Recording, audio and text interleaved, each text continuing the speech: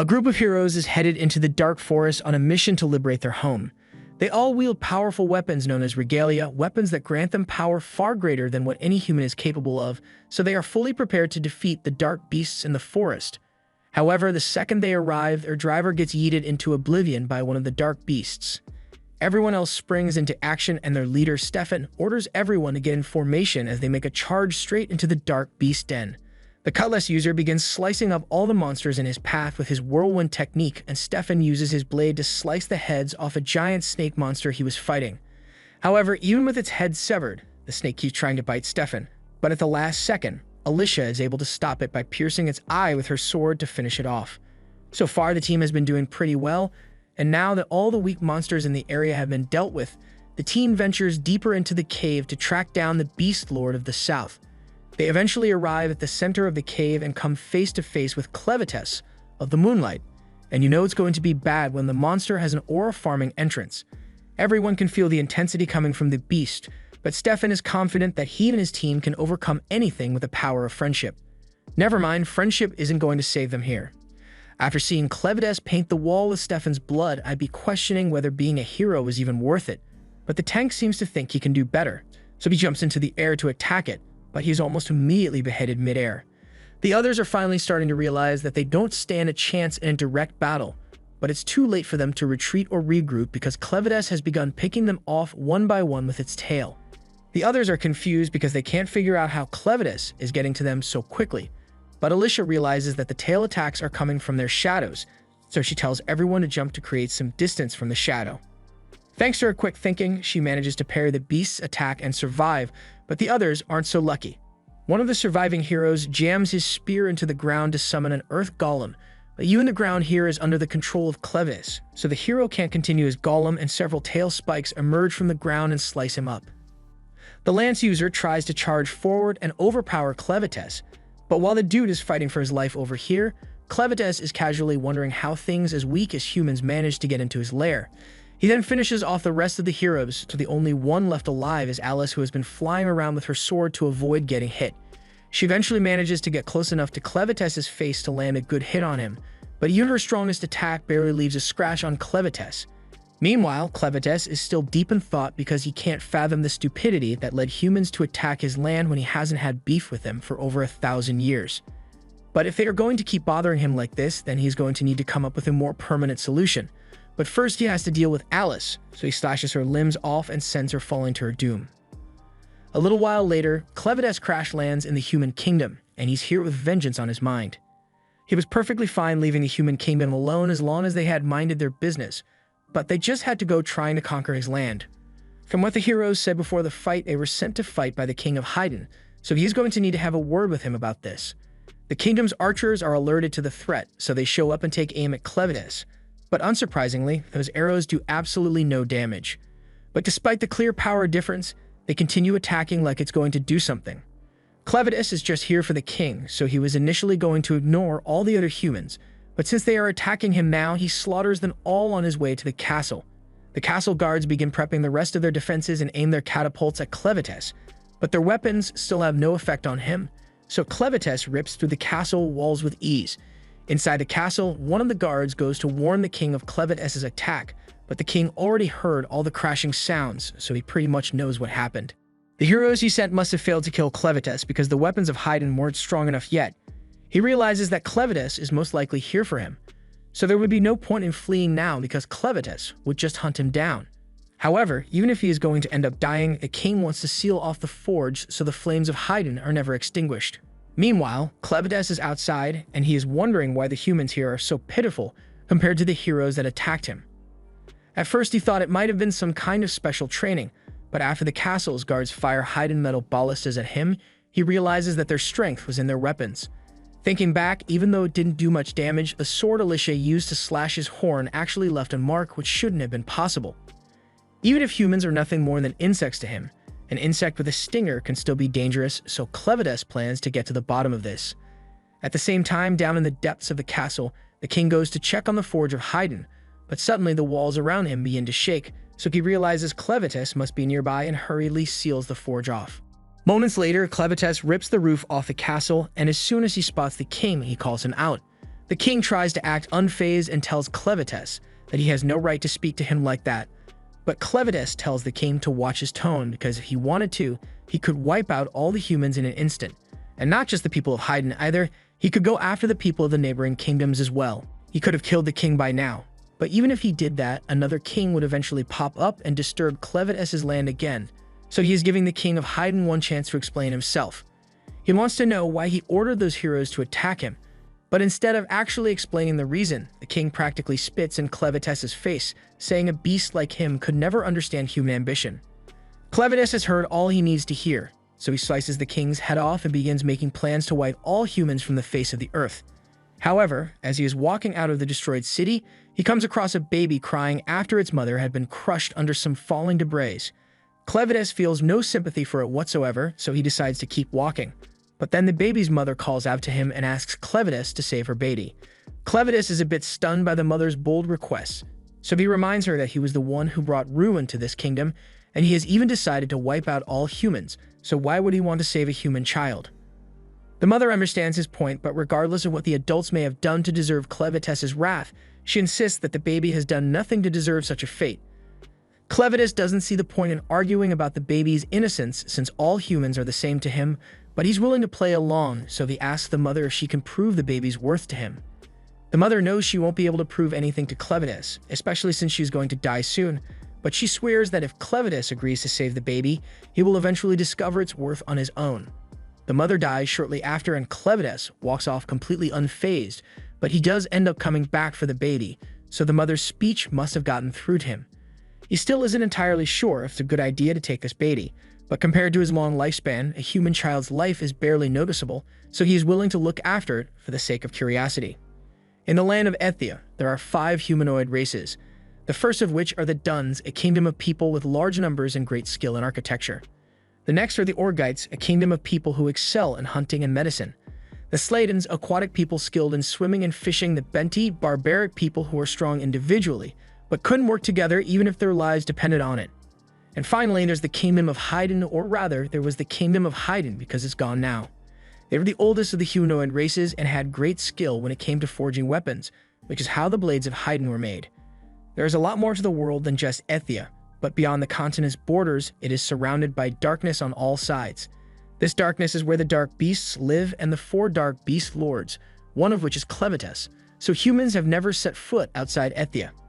Back at Clevites' cave, he brought the baby back with him, and after scaring all the beasts to make sure none of them eat him, he curls up next to the child to rest, but now he's not sure what to do with him.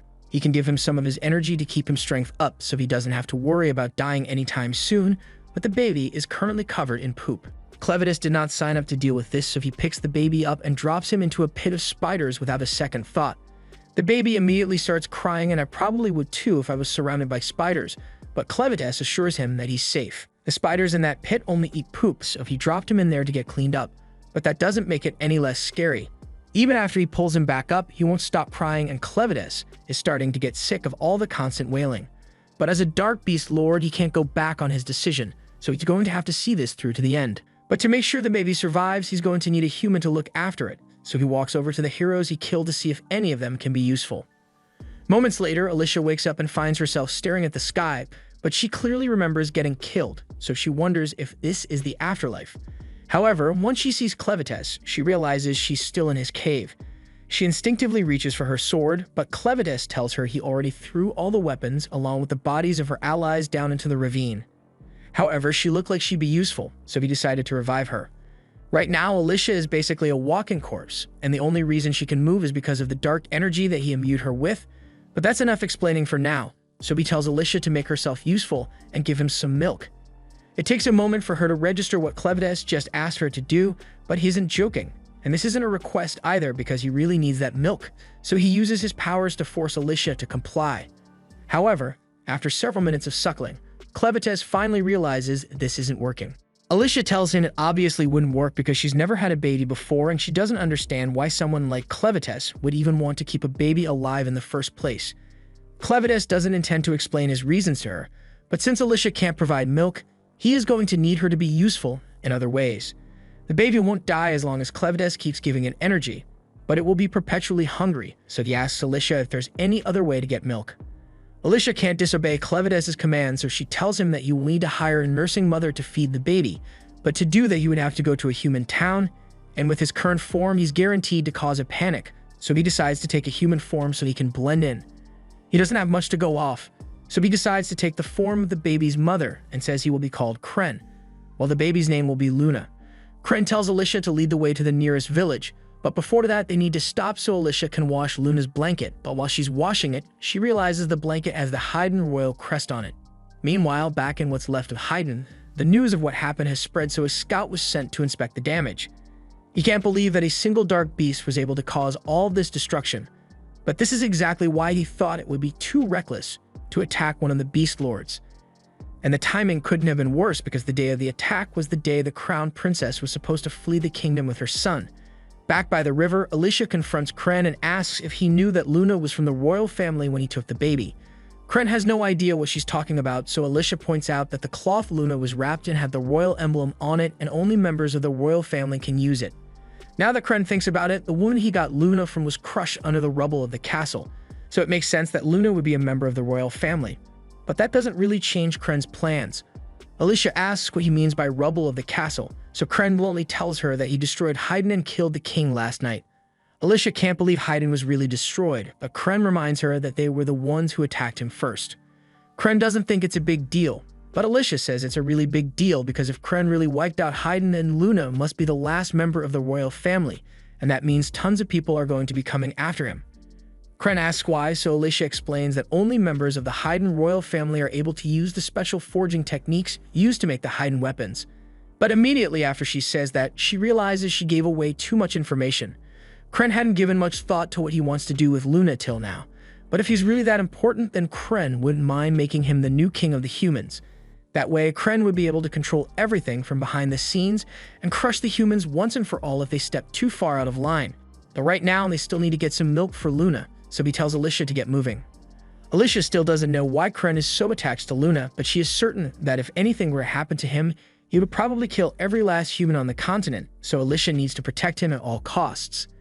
A few hours later, Alicia wakes up and finds herself chained up in the back of a carriage. Kren is glad to see that she's finally awake, so he calmly informs her that they were captured a little while ago, but Kren doesn't really feel like doing anything about it since Luna is sleeping right now. Alicia, on the other hand, is very concerned, mostly because she doesn't understand how the soldiers managed to subdue Kren so easily. She asks him if he is as weak as a regular human when he is in this form, but Kren tells her that's not it. He still has all his powers, but this is the first time he has ever taken a human form, so he had no idea that a human skull is so fragile. Anyway, he says that now that he is aware of his body's weakness, no one will be able to catch him by surprise again. Alicia is glad to hear that, but if Kren is already back to full strength, Alicia asks why he hasn't broken them out of here already. Kren tells her that right now he is acting the part of an ordinary human, and until he has successfully made Luna king, he doesn't want to reveal his true identity. Besides, part of the reason Kren is doing all this is so he can learn about human nature, so he is interested in seeing the more sinister side of humanity. On that note, he doesn't really understand what's going on here, so he asks Alicia to explain things to him. Alicia tells Kren that they were attacked by bandits, the lowest of the low in society. And from the way things look right now, the bandits intend to sell all the survivors to a slave trader. Kren asks how strong these bandits are meant to be, and as far as humans go, Alicia says they aren't that strong, but they will resort to dirty tricks without hesitation, so they are really hard to deal with. Alicia assures Kren that most humans are nowhere near as scummy as bandits, so he shouldn't base his opinion of humanity off them. Eventually, they arrive at the bandits' base, and all the captives are told to get moving. One of the men refuses to let himself be sold into slavery, so he tries making a run for it. But with his arms shackled and his legs weighed down, he isn't very fast. The bandits notice him trying to escape, so one of them takes a knife out and throws it into the man's back, killing him in an instant. The other bandit then announces that anyone who tries to run away or disobey them will meet the same fate, and all the remaining captives are so terrified that no one can bring themselves to fight back. Kren finds this whole dynamic intriguing, but before he and Alicia could continue walking, one of the bandits comes over and tells Alicia she needs to follow him. Kren lets them take Alicia since he still wants to see how all this will play out, and all of a sudden, a woman yells at him for not working. Since Kren is technically a slave now, he decides to play along and goes over to see her since she called for him. But as soon as she sees that he's holding a baby, she starts calling for a woman named Nell. Nell is the poor slave who's forced to do all the hard work at the tavern and she's a bit clumsy, so when Carm calls her name, she ends up falling over.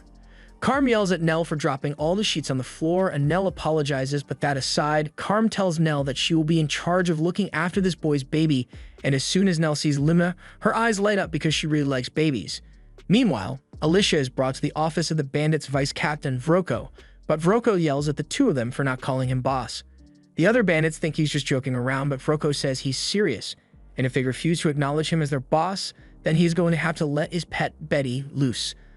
Alicia is shocked that Vroko managed to acquire a troll monster from the west, and she's even more shocked by the fact that he just trained it as a loyal pet. Moving on to business, Vroko pulls out the bag of gems that Alicia was carrying when the bandits captured her. He knows that these gems can only be found in Luna Mountain, but that place is the territory of Clevitis, one of the four lords of dark beasts, so there's no way an ordinary person would have been able to acquire or even get close to the area. He also knows that the Kingdom of Hyden recently sent out a squad of heroes to battle Clevitis, but the reports say that the heroes all failed. Vroko also happens to know that one of the heroes was a woman who looks an awful lot like Alicia. He mentions how Clevitis destroyed the Kingdom of Hyden after the failed hero attack, and it was a real tragedy for everyone involved. But for the Raven Bandit group, it was the best news they could hope for. Vroko then pulls out a red blade, and Alicia is stunned because she can't believe someone like him possesses a monohiterate sword. Vroko boasts about how swords made from this metal grant the user incredible strength, but he has never actually felt that surge of power because the one in his hand right now is a fake, since members of the royal family are the only ones who can make real magic swords. He tells Alicia that their bandit group sells two things, slaves and fake magic swords, since most people are too stupid to tell the difference. The rumors say that all the members of the royal family died at the hands of Clevitis, and if that turns out to be true, then the price for magic swords is going to skyrocket in no time. He is sure that the 13 regalia which were handcrafted by the king before his death would fetch a high price, but all of them were reportedly lost in the battle against Clevitis. However, with Alicia under his command, Vroko thinks he can find the regalia and sell them to make a huge profit, so he tells the two to make her lead them to the regalia first thing in the morning, and after that, they are free to do what they want with her. Meanwhile, Klein is diligently playing the role of a servant at the tavern.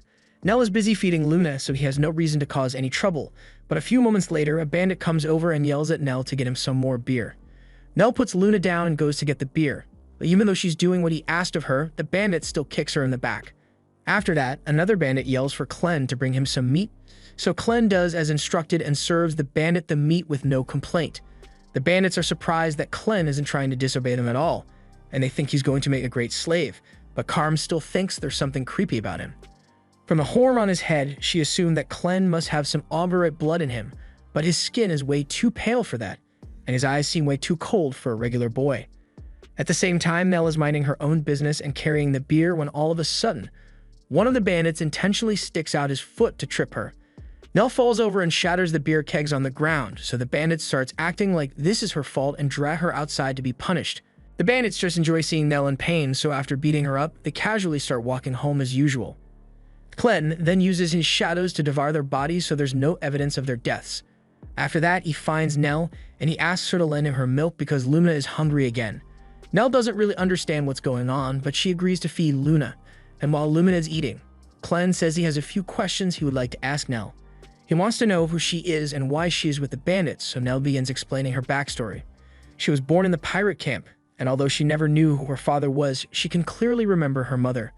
Things were never good for them, and from what Nell can remember, her mother was constantly mistreated by the bandits, but no matter how bad it got, she always endured it for Nell's sake. However, around the time Nell turned 12, her mother suddenly disappeared. Nell has no idea whether she died or managed to escape, but once her mother was gone, the bandits turned their attention to Nell instead and started hurting her for fun. As a result, Nell has lost most of her teeth, and she can only hear out of one of her ears now. Things got a little better for her when Carm took her in, and since then, the bandits stopped targeting Nell for their sick games. Plus, now she actually has a job to do. She makes lots of milk, so she can fill the stomachs of starving babies. Klen thinks Nell's story is intriguing, but from what Alicia told him, one has to have a child before they can produce milk, so he asks Nell where her child is. Nell's expression becomes sullen as she explains that she doesn't have one because it was a stillbirth. When Carm initially broke the news to her, Nell fell into a deep depression, and she honestly wished she would die at that point. But when she opened her eyes the next morning, she found a random baby suckling on her for milk. She knew the baby would starve if left on its own, so she let him drink as much as he wanted, and after that, more babies were given to her to feed, which is how she became the resident wet nurse. That's why even though her life hasn't been great, she wants to do her best to make sure that babies that need her milk are happy. Clan has heard enough, so he thanks Nell for telling him her story and asks her to come with him. He wants to hire her as Luna's wet nurse, and while he doesn't trust humans in general, he can tell that Nell is a good person. Nell says she's happy to receive such an offer, but she doesn't think Clan can really get out of here because he is a slave just like her, so she politely turns down his offer. Meanwhile, a few of the bandits are leading Alicia along a rope bridge, and once she realizes she's being led to a flooded mine shaft, she gets a really bad feeling. Down at the bottom of the mine, she sees a man walking up to the edge of the pier with a hook in his hands. The bandits all laugh because they know what's about to happen, but even though it's clear that he's being set up, the man still plans to go through with it because the bandits promised they would let him and his wife go if he retrieves the treasure at the bottom of the lake. The man dives in and begins swimming down to the bottom of the lake, but Alicia yells at him to get out of there immediately because according to the legends, this shaft is full of monsters. Moments later, those monsters jump out of the water with the man in their jaws and proceed to devour him right in front of his devastated wife. Alicia is sickened by what she just witnessed, but the bandits seem like they really enjoyed watching that man get ripped to pieces. The monsters in the water are called Arvensis, and they showed up during the Great Flood 300 years ago, and now they are confined to the water of these mines. Even Hero Cordwar, the strongest hero of his generation, was no match against them. And that was when there was still solid land to fight on, but now that mine is completely flooded, it's practically impossible to defeat the Arvensis. The magic sword that the old hero used was called Stream Splitter, and Alicia assumes that's the treasure the bandits told that man to go retrieve. But even though they promised him freedom in exchange for risking his life, the bandits never had any intention of letting him live even if he had managed to come back alive somehow. She calls them irredeemable scumbags, but the bandits tell her she's in no position to talk to them like that when her hands are bound, her feet are shackled, and they are on a bridge hundreds of meters in the air. There are even a dozen more bandits waiting to get the chance to torture her all night long, and Fido is particularly excited to make her scream. Given the situation, Alicia doesn't have many options left, and she was really hoping she wouldn't have to rely on Clevetess's curse, but it looks like she has no choice now. She immediately dislocates her shoulder and rotates her arms over her head to smash Fido's head between the shackles and make him cut the bridge's rope with his blade. This sends the two of them tumbling to the rocky mine below, and there is a disturbing crack sound as Alicia's body hits the floor, killing her instantly.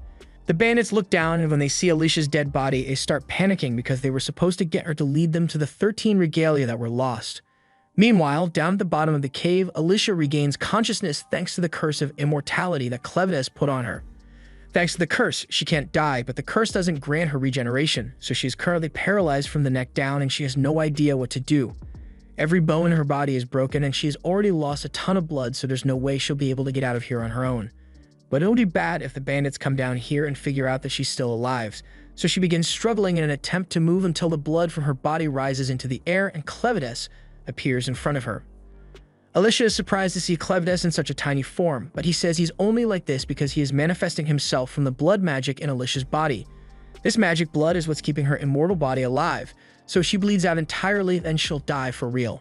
However, as long as she remains useful, Clevetess promises to replace all the blood in her system, and once he does that, she should be able to recover from the damage she has taken. Alicia is glad to hear that, but she notices that Clevetess hasn't started healing her yet, so she asks him what he's waiting for. Clevetess says he will heal her eventually, but before that, he has a question he wants to ask her. He recently found the perfect candidate for a wet nurse for Luna, and even as a demon, Clevetess could tell that Neru is being mistreated here. So he offered her a chance to escape and live a better life as Luna's wet nurse. But to his surprise, Neru turned him down directly. Clevetess asks Alicia if she has any idea why Neru would turn down such a great opportunity, and from what Alicia can tell, she thinks it's because Neru sees Clevetess as a slave incapable of fulfilling his promise. Bandit groups like this don't just allow people to leave, and anyone who does manage to escape inevitably ends up getting hunted down by the bandits. And after being born and raised in this environment, Neru probably believes there's no way she could possibly be free. Clevetess asks her if there's any way to resolve the issue, and Alicia thinks the most straightforward method would be to kill all the bandits in the camp. That way there'd be no one left to pursue Neru if she escapes, so she would be much more willing to agree to Clevetess's offer. Alicia says it should be easy for Clevetess to slaughter all the bandits here by himself with how much power he has, but Clevetess says he doesn't want to do that. He can't risk anyone finding out that he has left the mountain because the people might try to take advantage of it and launch an attack on Clevet's land while he's gone. Instead, he says he wants Alicia to do it since it would be normal for a hero like her to slay a group of bandits during her travels. Alicia tries to protest, but Cleves cuts her off and says she should just do it, right before pumping her full of blood to regenerate her body. Bandits eventually make it down to the bottom of the mine to look for Alicia's body, but when they finally track her down, they are horrified as they witness her body bending and twisting in inhuman ways. Each time a bone snaps back into place or tissues reconnect, Alicia is put through excruciating pain. But by the time it's finally over, she's back to full health. The bandits have no idea how she managed to survive a fall like that, but they don't really care because as long as Alicia is still alive, they can force her to take them to the 13 Regalia. They know she is a hero, so they need to be cautious, but they assume they should be fine as long as they jump her. However, one guy decides to charge ahead and face her alone, so he strikes Alicia on the shoulder, but after the pain she just experienced, this is nothing. Alicia then grabs his arm and punches him straight in the face before taking his sword and eye patch. She still doesn't like the fact that she's being forced to fight, but these bandits are irredeemable, so she needs to put them down. Now that Alicia is taking care of the bandits, all Clem has to do is find Neru and convince her that she really can escape this place. Meanwhile, Neru returns to the tavern and Carm has been waiting for her because she was worried. She hates seeing Neru get abused and beaten up like this, but there's nothing she can do to stop the bandits. Neru appreciates Carm's kindness a lot, but there's still a lot of work to be done, so Carm asks her to start clearing away the dishes. Carm notices that Neru is in an awfully good mood for someone who just got beaten up, so she asks her if something good happened. Neru wouldn't exactly describe it as something good, but she admits that it did make her happy. She asks Carm if she knows what the outside is like, and Carm is a bit taken aback because Neru has never asked a question like that before. Carm asks her why she wants to know, so Neru explains that she was born in the camp, so she has never gotten to experience what it's like outside, but Carm, on the other hand, was brought here, so she probably knows a thing or two about it. Carm admits that she knows of the outside world, but she doesn't have many good memories of it because like most of the other women that were brought here, they either had their homes destroyed or never had homes to begin with, so it's not something they talk about often. Carm asks why Neru suddenly became so curious about the outside, so Neru explains that someone asked her if she wants to leave. Carm smacks the shit out of Neru for daring to say something like that out loud, especially when there are still bandits in the tavern. The bandits here think of them as nothing more than slaves that can be discarded when they are no longer useful. That's why all of them had to band together and look out for one another, so Neru can't be saying things like that if she wants to survive here. Just then, Broko happens to walk in and he heard the whole thing, so Carm is really nervous about what he might do. She asks Broko what he's doing here since he rarely ever comes down to the tavern, but he just says he heard that a baby arrived recently, so he wanted to check it out. Carm asks Neru to tell Broko where the baby is, and last time Neru checked, Luna was in the stables, so Broko says he will go see for himself. But before he leaves, he asks Neru to come with him, and from the way he said that, Carm can immediately tell that it can't be good. She tries to stop Broko, but she doesn't have any authority here, so there's not much she can do, and Neru is completely oblivious to the fate that awaits her. Once Broko has taken Neru away, Carm slams her hands on the table in anger because Neru was the only one who would take care of the babies around here, but Broko doesn't seem to care about that at all. She tries convincing herself that there's nothing she could have done, and that Neru brought this on herself for talking about leaving in front of Broko, but she still feels really bad about what's about to happen to her. Just then, Clem shows up holding Luna, and Carm is startled at first because she didn't hear him come in, but then she realizes that he's probably just here because he wants to feed Luna. Unfortunately, she tells him that Neru is gone and she probably won't be coming back. Carm doesn't like it, but this is just the way things are here. Clem doesn't understand what Carm means by that, so he demands an explanation, and one look at Clem's eyes tells Carm that he's very serious about making sure Neru is alright. Meanwhile, Broko leads Neru down an old stairwell, and Neru is amazed because even though she has lived her whole life in this camp, she has never seen this place before. Broko explains that this used to be part of a large magic ore mine, and magic ores have a ton of uses. For example, the lamp Broko is holding uses magic ores crushed into insect oil to produce the fire, and before Broko became a bandit, he used to spend a lot of time researching the applications of magic ores, particularly ways to mix magic ores with various liquids to create interesting effects. By the way, just ignore those skulls on the floor because those aren't a bad sign or anything. Just then, Broko turns out the lights and Neru begins to panic because this place is pitch black, so she can't see anything in here. She pleads with Broko to turn the lights back on, and Broko obliges, but once Neru can see again, she is horrified to find Broko's pet monster standing behind her. Part of Broko's research was developing mixtures that would allow him to control demons like Betty here, which is also the reason he was able to become the leader of the bandit camp. And as the leader, he can't let someone like Neru live after she expressed a desire to escape, so he is going to have her executed at the hands of Betty. Neru begins panicking once she finally processes what's going on, so she frantically runs away, but then Broko gives Betty the order to eat Neru, so Betty starts chasing after her. As Neru stumbles away trying to escape, she thinks back to the offer that Clem made to her, and she really wishes she had taken him up on his offer, because things might have turned out different if she had. Just then, she spots Clem holding Luna at the other end of the tunnel, and the last thought that goes through her mind is how sorry she feels for not being able to take care of Luna anymore. Normally, this is where Clem saves her just in time, but nope, Neru gets eaten by Betty and is swallowed whole, so she's gone. Luna starts crying at the sight of such a horrific act, but Clem tells him that this is just the way the world works. Magic beasts need to eat, so he can't blame it for doing what it did. If anything, it was Clem's fault for not arriving in time to save Neru. He is disappointed that he lost such a useful woman, but there's nothing he can do about it now. Clem then turns his attention to Broko, and he is confused because there's no way a proud troll from the Western Forest would ever submit to a short, buck-toothed man. Broko thinks Clem must be insane to insult him in this situation, and he isn't sure how Clem even got here in the first place, but it's not like it matters much.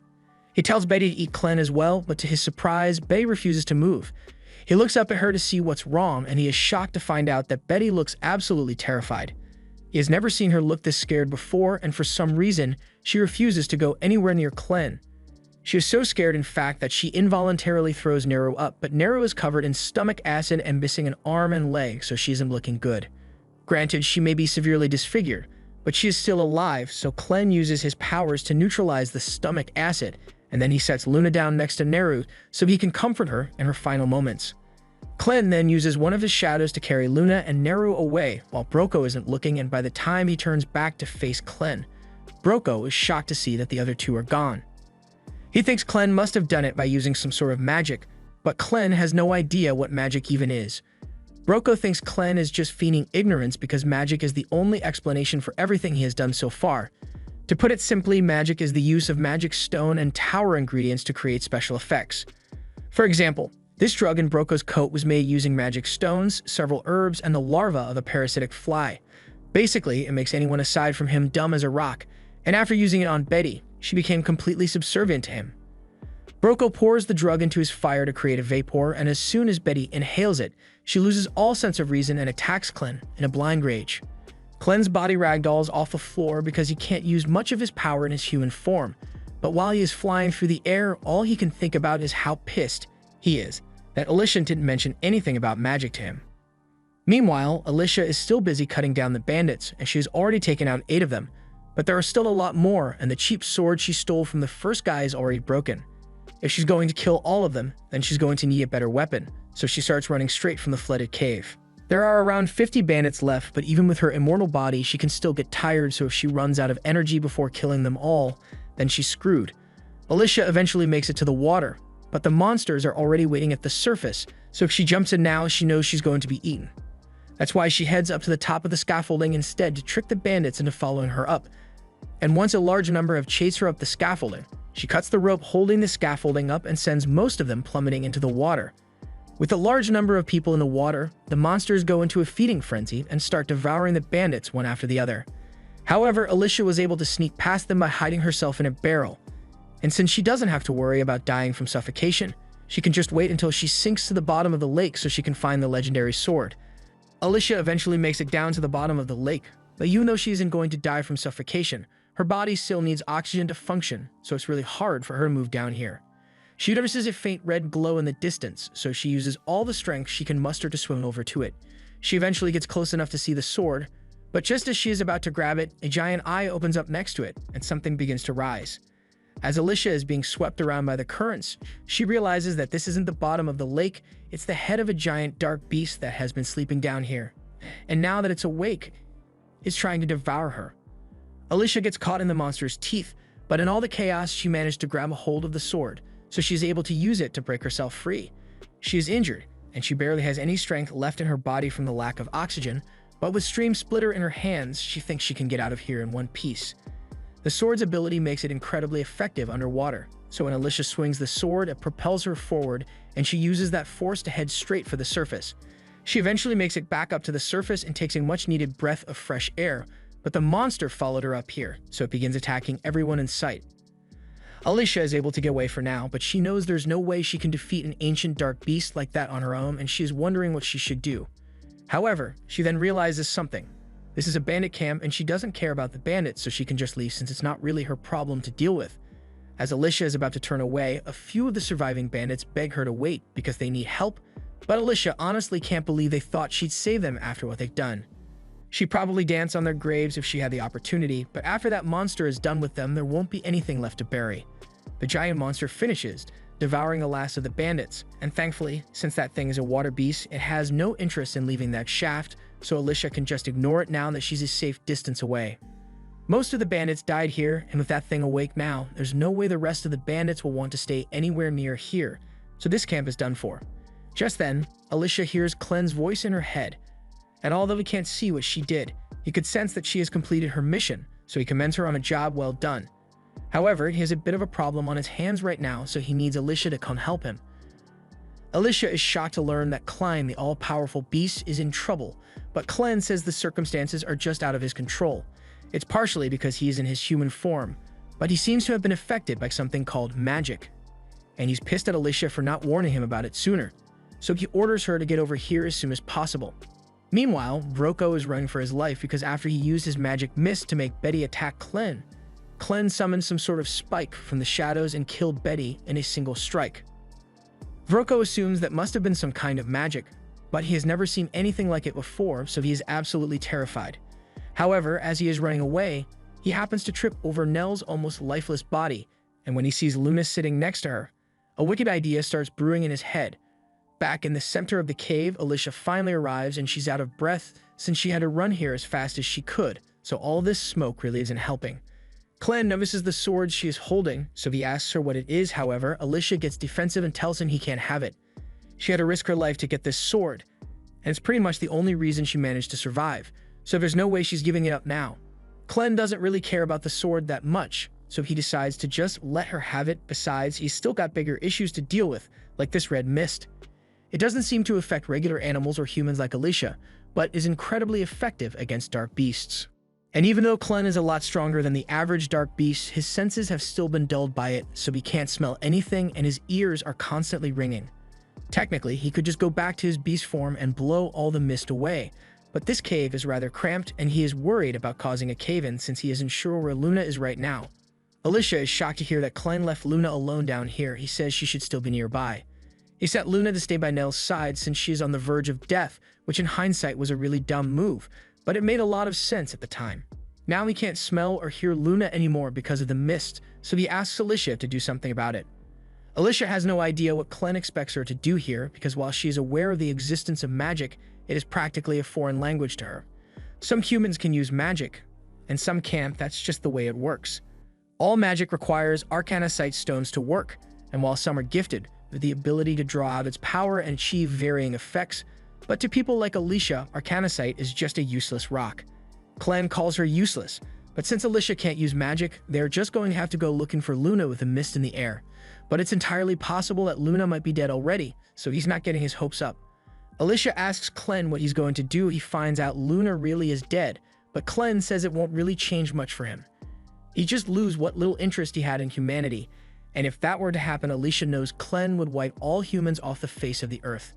She needs to make sure they save Luna to stop that from happening, so she starts looking for clues, and after looking around for a bit, she notices a trail of blood on the floor, so she asks Clen if Nell was bleeding when he last saw her.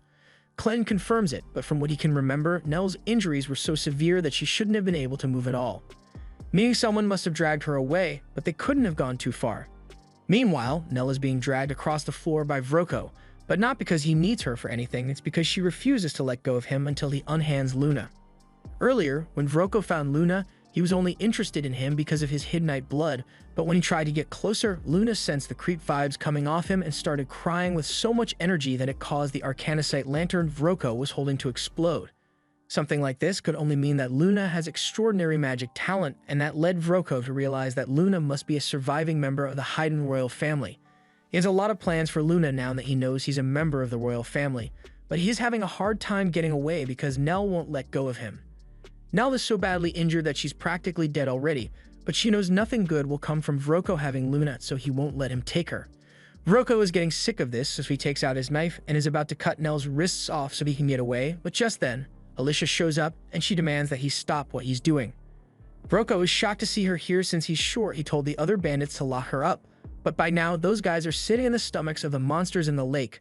Clem notices Nell on the ground. He realizes that she must have used every last bit of her strength to stop Vroko from escaping, so he owes her one for that. Vroko realizes his chances of beating these two in a fight are slim, so instead he threatens to cut Luna's fingers off if they come any closer. This gets Alicia to stop, but Clem doesn't see what the big deal is since even if Vroko cuts Luna's fingers off, he can just use magic to heal him later. However, while that may be true, Alicia knows firsthand how painful the healing process is and she doesn't want Luna to have to go through that, so she asks Clem to let her handle it. She calls out to Vroko and tells him she's willing to make a deal in exchange for Luna's safety. She shows him the sword she is holding, and as soon as Vroko sees the crest on the handle, he recognizes it as the regalia that was lost in the lake. Alicia throws it at the wall behind Vroko and tells him he can have it as long as he releases Luna. But I'm pretty sure it would have been a better idea to just throw it at Vroko's head since she probably couldn't have taken him out like that. Anyway, Alicia tells Vroko he's going to need both arms to pull that sword out of the wall, but as long as he puts Luna down without harming him, Alicia won't stop Vroko from escaping. Vroko thinks about it for a second, but then he breaks out in laughter because a hero would never relinquish their regalia so easily under normal circumstances. Meaning Vroko must have been right about Luna being a member of the royal family. And now that he is sure of that, he tells Alicia that one regalia isn't enough for him to give up Luna. If she wants him to let Luna go, then she's going to have to give him the exact location of all 13 regalia that were lost. Alicia hesitates for a moment since it would be terrible if Vroko were to get his hands on the regalia, but Clem tells her to just tell him what he wants to know because Luna is more important than a bunch of swords. Alicia agrees, so she informs Vroko that all the swords are at the bottom of a ravine near the den of Clevinus, but it's not like he'd be able to make it there to get the swords anyway. Vroko laughs and tells her that's where she's wrong, because even though Vroko can't fight, he still has magic on his side. So he pulls out a vial of powder and dumps it all over his body. He says this powder allows him to use invisibility magic, and while normally it would only be enough to make him slightly translucent, with Luna's talent for magic, as long as he gets him to start crying, Vroko is able to turn completely invisible. Alicia and Clem can't see him anymore, so Vroko thinks he can just walk away without them noticing him, but he failed to account for the fact that Luna is still crying in his arms, so as soon as Alicia pinpoints the location from the sound, she appears in front of Vroko and slices him in half. Clem then catches Luna and dusts the invisibility powder off him, so they are pretty much done here, but Nell is still in pretty bad shape. She's still barely breathing, and it's thanks to her efforts that they were able to catch Vroko before he got away with Luna, so Alicia asks Clem if he can save her. But Clem honestly isn't sure if it's worth the trouble since he would need to use his dark ichor to heal her, but he's already using it to keep Alicia alive. Plus, Nell is missing a ton of body parts, so he'd need to rebuild a lot of her tissues and bones from scratch. It's going to be a lot of work, but Nell used everything she had to protect Luna until the very end, so Alicia pleads with Clem to save her. Clem eventually agrees, but he warns Alicia that he's going to have to briefly kill her so he can use the dark ichor to heal Nell, and Alicia says she's fine with it, but dying still really hurts. A few hours later, Clem is finally done rebuilding Nell's body. He did an amazing job because she's not ugly anymore. He even fixed all the damage she suffered at the hands of the bandits, and Nell is confused, but she thanks Clem since he obviously saved her life. However, Clem tells her if she's going to thank anyone, it should be Alicia since she's the one who convinced him to rebuild Nell's body for her. And now that Nell is alive again, Clem presents her with the same offer as before to come with him and become Luna's wet nurse, and this time Nell happily agrees. The next morning, Clem confiscates Alicia's sword and she's devastated, but he tells her that having it out would draw too much attention to them, so he's just going to store it in his shadow until it's needed. In the meantime, Nell is done packing a bunch of the bandits' stuff for them to continue their journey, and she even found some nice clothes for Luna to wear. Alicia asks her if she's alright carrying so much luggage on her own since it looks really heavy, but Nell says it actually feels light. Now that Alicia thinks about it, she recalls that Nell lost a large portion of her body when she nearly died yesterday, so Clem must have replaced those parts with something that made her stronger somehow, but she has no idea what he actually did. Nell approaches Alicia and offers to carry her sword for her since she wants to be helpful, but Alicia says she doesn't actually have her sword anymore, so Nell tells her that if she needs one, she remembers hearing something about Vroko keeping a bunch of cool swords in his desk. Alicia gets excited upon hearing this and begs Clem to at least let her have a regular sword. Clem knows Alicia is pretty much useless in battle without a sword, so he tells her she can go get one. She rushes off to rummage through Vroko's desk. With Vroko and the rest of the bandits dead, all the slaves have already run away, so this place is pretty empty now. Clem asks Nell if she's going to miss it, but she's had nothing but bad experiences in this place, so she's glad to be leaving.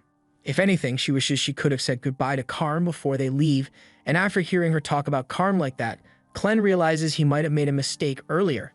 However, just before he could say anything, Clem is suddenly ambushed from above.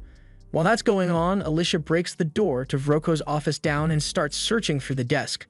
There she finds some money, a set of leather armor, and a decent sword, so she's satisfied and is about to return to Clem.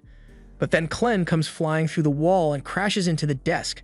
He says he still isn't used to how easily this human body gets ragdolled all the time, but before he can explain what happened, Gart comes in through the hole in the wall, and at first glance, Alicia can tell that he is strong.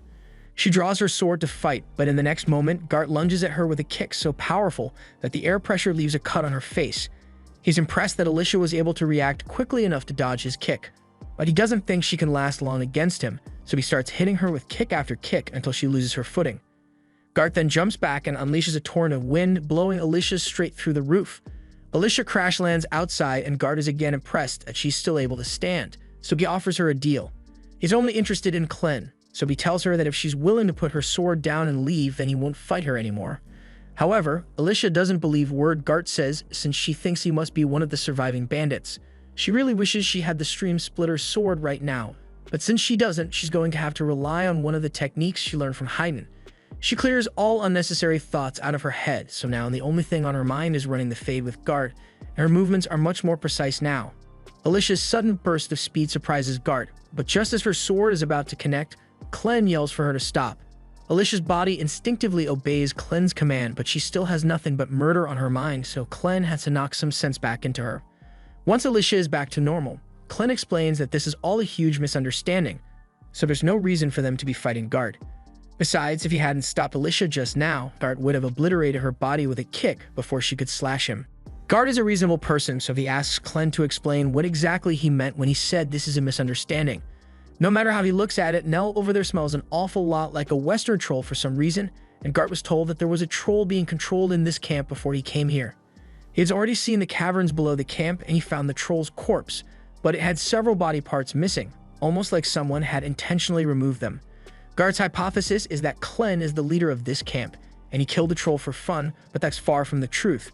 Clem asks Nell to take Luna and wait by the front gate since he has something to discuss with Gart, and once she's gone, he tells Alicia that Gart is really a dark beast in disguise. Alicia is shocked to hear this since she had no idea there were other dark beasts capable of transforming into humans, but Clem tells her Gart is just under the effect of a powerful illusion. As far as Clem knows, there's only one being who's capable of using such powerful illusion magic, and that's none other than the Dark Beast, Lord of the West, Zathir. And by the way, Clem doesn't get along with Zathir, so he'd like to avoid meeting him. Gart is shocked that Clem was able to figure out so much about him from such a short encounter, so he asks Clem to tell him who he really is. Clem doesn't want to reveal his true identity, so he lies and says he is a servant of the Dark Beast, Lord Clevites. Gart believes him, so he dispels the illusion magic and reveals that he is a bird monster serving under Zathir. Now that he has revealed his identity, he asks Clem to show him proof that he is also a dark beast, so Clem reveals one of his shadow tails to convince him. That's good enough for Gart, so he calls for a truce. But Alicia is freaking out because this is a lot of information to take in at once. First off, she had no idea there were other beasts capable of disguising themselves as humans and speaking the human language naturally like Clevites. If that's the case, then what was the point of the heroes going into battle against Clevites in the first place? Clem notices the unease on Alicia's face, so he tells her to stop being so paranoid because there aren't many dark beasts capable of disguising themselves as humans out there. And aside from Zathir, no one else would even bother getting involved with the humans without a good reason. With that said, Gart wants to know why Clem is willingly associating himself with a human woman. Clem explains that Alicia is a human who we turned into his servant, so now she's forced to obey his commands no matter what. He is keeping her around to act as his guide while he learns about the human world. It's the same with Nell and Luna over there, but he doesn't intend to tell Gart anything more than that. Gart understands, so he won't ask any more questions, but he wants to make it clear that if Clem interferes with his mission, then he is going to have to kill him. And Clem tells him he is welcome to try, but killing him won't be easy. Anyway, since Clem answered one of Gart's questions, he says he has something he'd like to ask now. Earlier, Gart mentioned something about Zathir considering wiping out all of humanity, but he finds that strange since from what he remembers, Zathir always enjoyed observing the humans. The Orgites in the West even worship him as a god, so why would he suddenly want to wipe out all humans? Gart agrees to explain what happened, so he tells them that 3 days ago, he noticed that a few of the dark beasts in the West had lost their children. This by itself wouldn't be that strange, but he also found a vial nearby, and that led him to believe that the humans must be involved somehow. He went to Zathir and informed her of the incident, as well as 9 other similar incidents he discovered, and Zathir agreed that humans must be behind this, but she was a bit surprised that they would do something like this when she had treated them so well. She instructed Gart to go out and investigate, and if it is true that humans are kidnapping the children of the dark beasts in the forest, she's going to wipe them all off the face of the earth. Clem thinks about it for a second, and he realizes there may be a connection between the dark beast kidnappings and the bandits. Last night, while he was interrogating Karm, she told him that all the children who are born in this camp end up being sold to a mysterious group of men because of their talent, and that's what Vroko has planned to do to Luna as well. Clem assumes the dark beast kidnappings and the human children being sold must be related somehow, and since some kind of talent was mentioned, he believes magic must be a factor in this. Once Alicia hears Clem mention magic, her expression sours, so he asks her if she knows anything about it. She tells him that magic still isn't her area of expertise, but kidnapping children for their magical talent sounds like something the wizards would do. The wizards are people who change the way wars are fought in the human kingdom over the past few years. Right now, the outcome of battles almost entirely depends on the skills of the wizards each side has because a single wizard is capable of wiping out dozens, if not hundreds of men with one spell. Granted, wizards are also susceptible to attacks from other wizards, so it's not like they are unstoppable, but they are still a formidable force.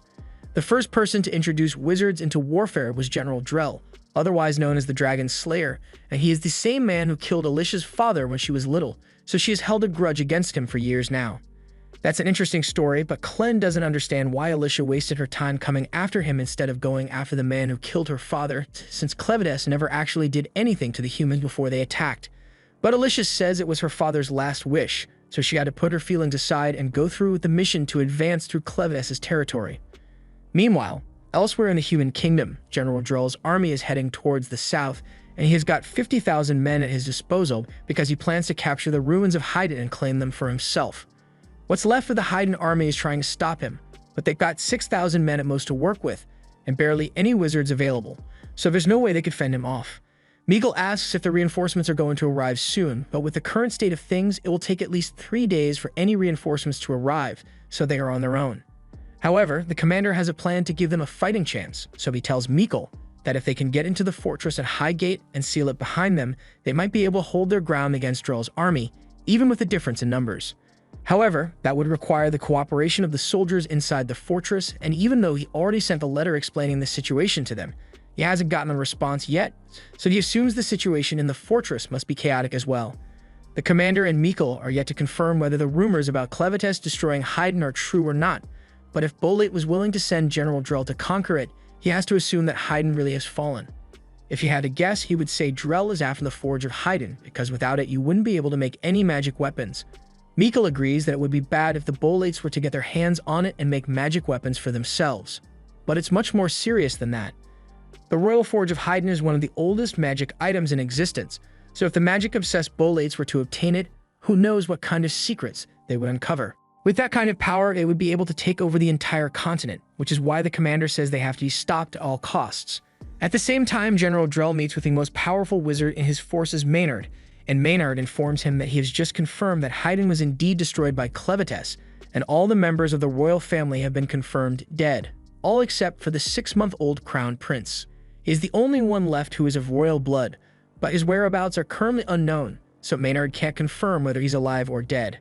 But in other news, he recently got word from the bandits that they found a baby, and the description matches that of the prince, so Maynard thinks it's worth investigating, and Drell gives him full authority to do whatever it takes to find that baby and bring it to him. Clan and the others have just arrived at a nearby town, so Nell makes him a cup of coffee while they wait for Alicia to gather some info. Clan has never heard of coffee before, so he asks Nell for an explanation, but she doesn't really know what it is either. It's just an expensive drink that Vroko used to have her make for him sometimes, so she grabs some of the coffee beans on their way out since she figured Clan might like it. Clem decides to give the mystery bean soup a chance, so after letting it cool, he takes a sip and it actually tastes really good. Nell is glad that he likes it, but there's something she's been meaning to ask him. She wants to know what happened to that strange man who attacked Clem back in the camp, since he just kind of disappeared at one point and it seems strange. After Gart learned about wizards and magic from Alicia, he told Clem he would be leaving to report back to his master. So they won't be seeing him for a while, but he assures Nell that even if they do run into him again, he won't attack because he's not suspicious of them anymore. Just then, Alicia comes running up the hill, and she has bad news because she just found out from the village that the situation in Hyden is an absolute mess right now. The neighboring country of Bolate broke past the border and invaded, so Hyden is fighting back, but with the king dead and the capital destroyed, there's no way they can win. The country of Eslan apparently tried to stop Bolate's advance, but it did little to slow them down in the end. Clan asks why the nation of Eslan would want to help defend Hyden when they aren't involved in the conflict, so Alicia explains that Eslan has been at war with the Bolates for ages, but right now, they are currently weaker than the Bolates, so they don't want to let them get their hands on the Hyden Forge because that would make them unstoppable. Of course, even if they were to get their hands on the forge, they wouldn't be able to utilize it properly without someone of royal blood. The main problem here is that Hyden is severely outmatched since Clan killed their king, and they don't have any sorcerers to use in battle, so at this rate, it won't be long before Hyden is wiped off the map entirely. That sounds really bad, but Clem doesn't see why he should care since all he wants to do is make Luna king, so whether the Bolates take over Hyden or not, it doesn't matter to him. Alicia tells Clem, it does matter, because if Hyden becomes Bolate territory, then Luna will never be able to become king. Under Bolate rule, only Bolate-born citizens can become king, and from Luna's appearance, it is very obvious that he is a pure-blooded Hydenite, so he'd become an outcast under Bolate rule. Furthermore, pure-blooded Hydenites are extremely rare and highly sought after, as their blood holds the key to effectively refining arcana sight. And with a man like Drell leading the charge, there's no telling how far he's willing to go. Drell was the one who killed Alicia's father, but not because they were at war or anything. In fact, he and Alicia's father used to be friends, but because Alicia's father was known as one of the greatest swordsmen in the country, several years into his retirement, Drell decided to pull up and fight him to the death just to prove that he's a better swordman than him. And as if that wasn't bad enough, Drell proceeds to look Alicia in the eye after mortally wounding her father, and then he blows their house up too for no reason. Alicia was absolutely enraged, but just as she was about to grab her father's sword to attack Drell, he stopped her because Drell won't hesitate to kill her the second she picks that sword up. In his final moments, he begs Alicia not to be blinded by revenge because it will lead her down a path of war that she will never return from. Instead, he wants her to become a hero who saves people, and he promises that he will always be watching over her. Having experienced Drell's cruelty firsthand, Alicia tells Clem that the only way to ensure Luna's future is to stop the Bolates and drive them out of Hyden.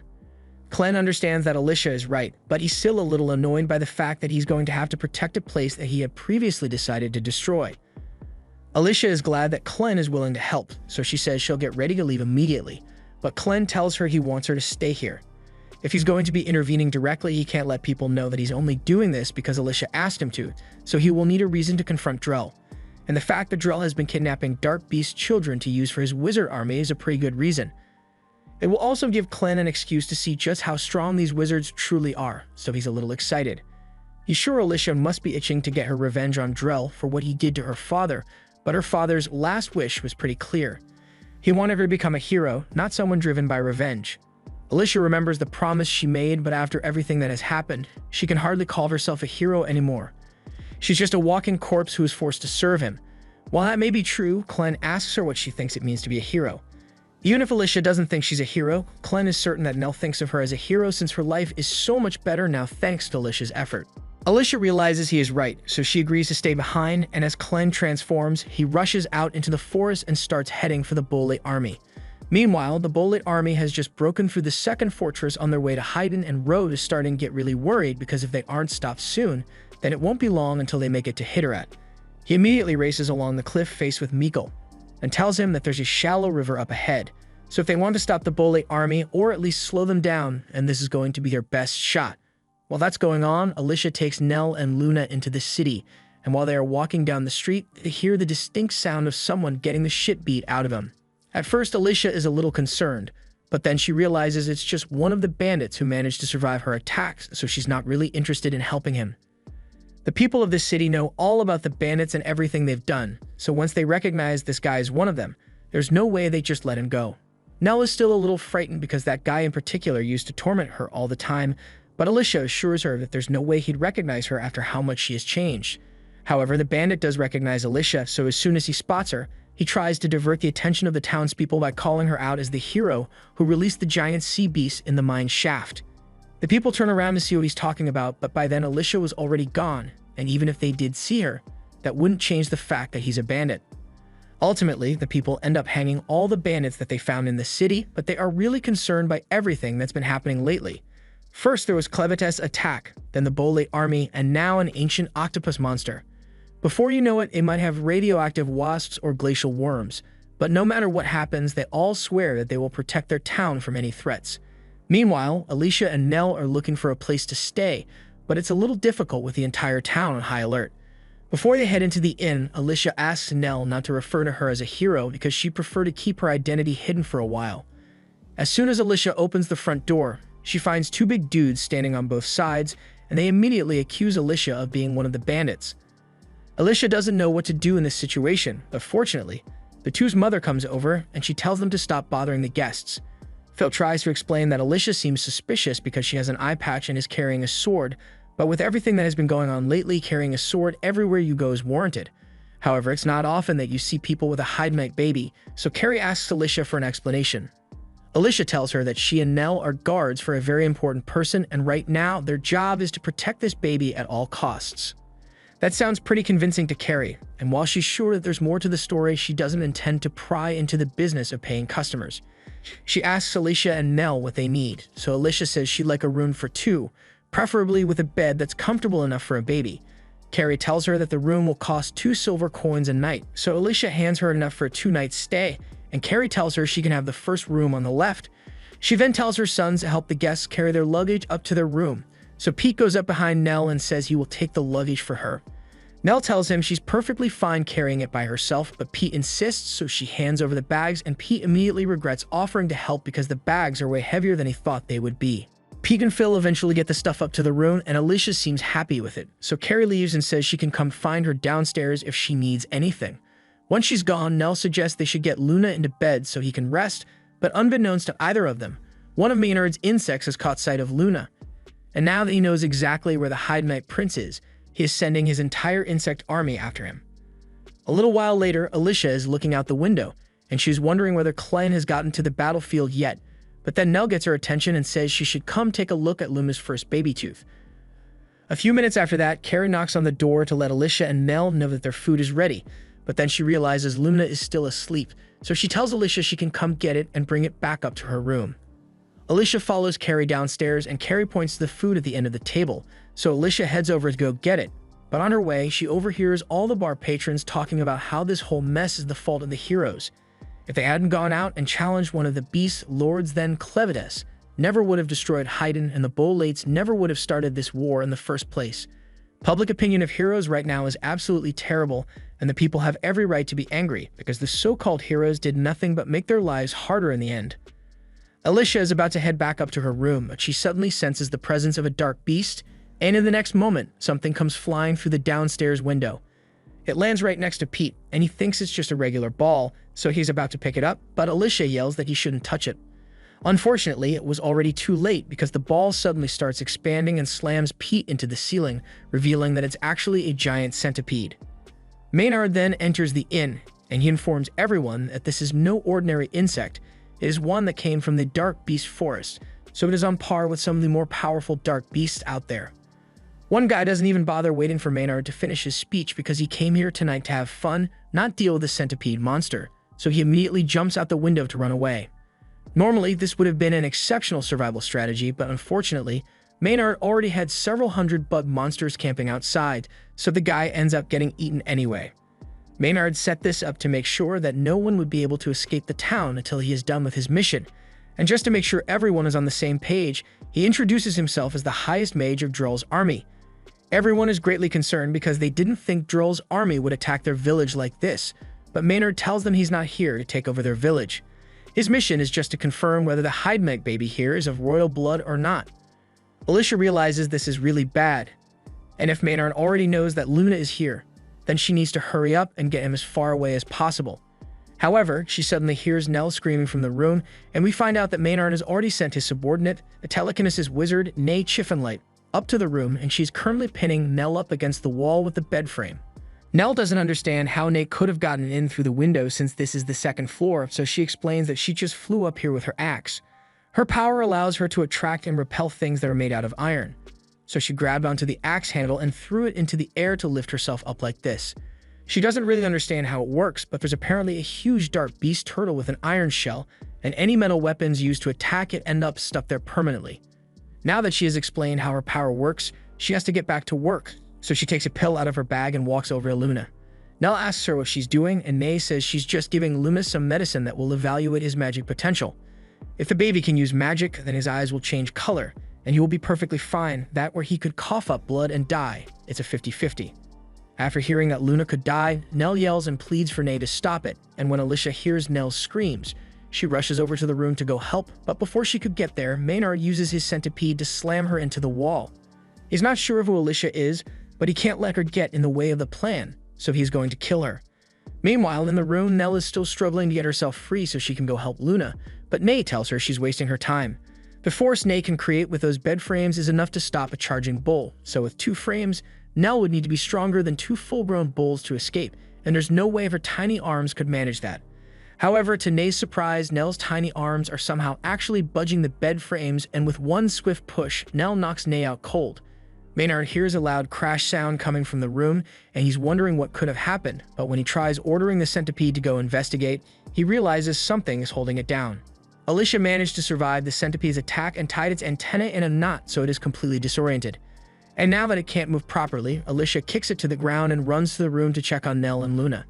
Maynard is impressed since no ordinary person could handle a magic beast like that, and now that he has gotten a good look at her, he realizes who Alicia is. Alicia opens the door to the bedroom ready for a fight, but surprisingly she sees Nay unconscious on the ground with Nell holding Luna beside her. She also notices the huge hole in the wall, so she asks Nell if Nay was the one who did this, but Nell tells her she was actually the one who caused that. She didn't mean to do it, but when she pushed the bed frame to get free, it ended up hitting Nay and flying through the wall. Alicia doesn't understand how something like that is even possible, but she doesn't have time to question it right now because they need to get out of here. She grabs her sword and tells Luna to stick close to her because they are going to jump out the window, and once they take the leap, Alicia uses her sword skills to slice up all the bugs in the air so they can start running, and by the time May regains consciousness, it's already too late for her to stop them. She would like to go after those too, but the bugs in the air don't discriminate, so she'd be killed the second she steps outside without Maynard's help. A little while later, Alicia and Nell manage to make it outside the city limits, and the bugs suddenly stop chasing them because Maynard only ordered them to surround the city. If they are lucky, they might be able to make it through the forest before dawn, but things are never that simple. They end up running into a second wall of insects in the forest, and there are a lot more here, so Alicia won't be able to cut her way through them like before. Nell asks what they are supposed to do, and Alicia isn't exactly sure, but for now, they need to find somewhere to hide.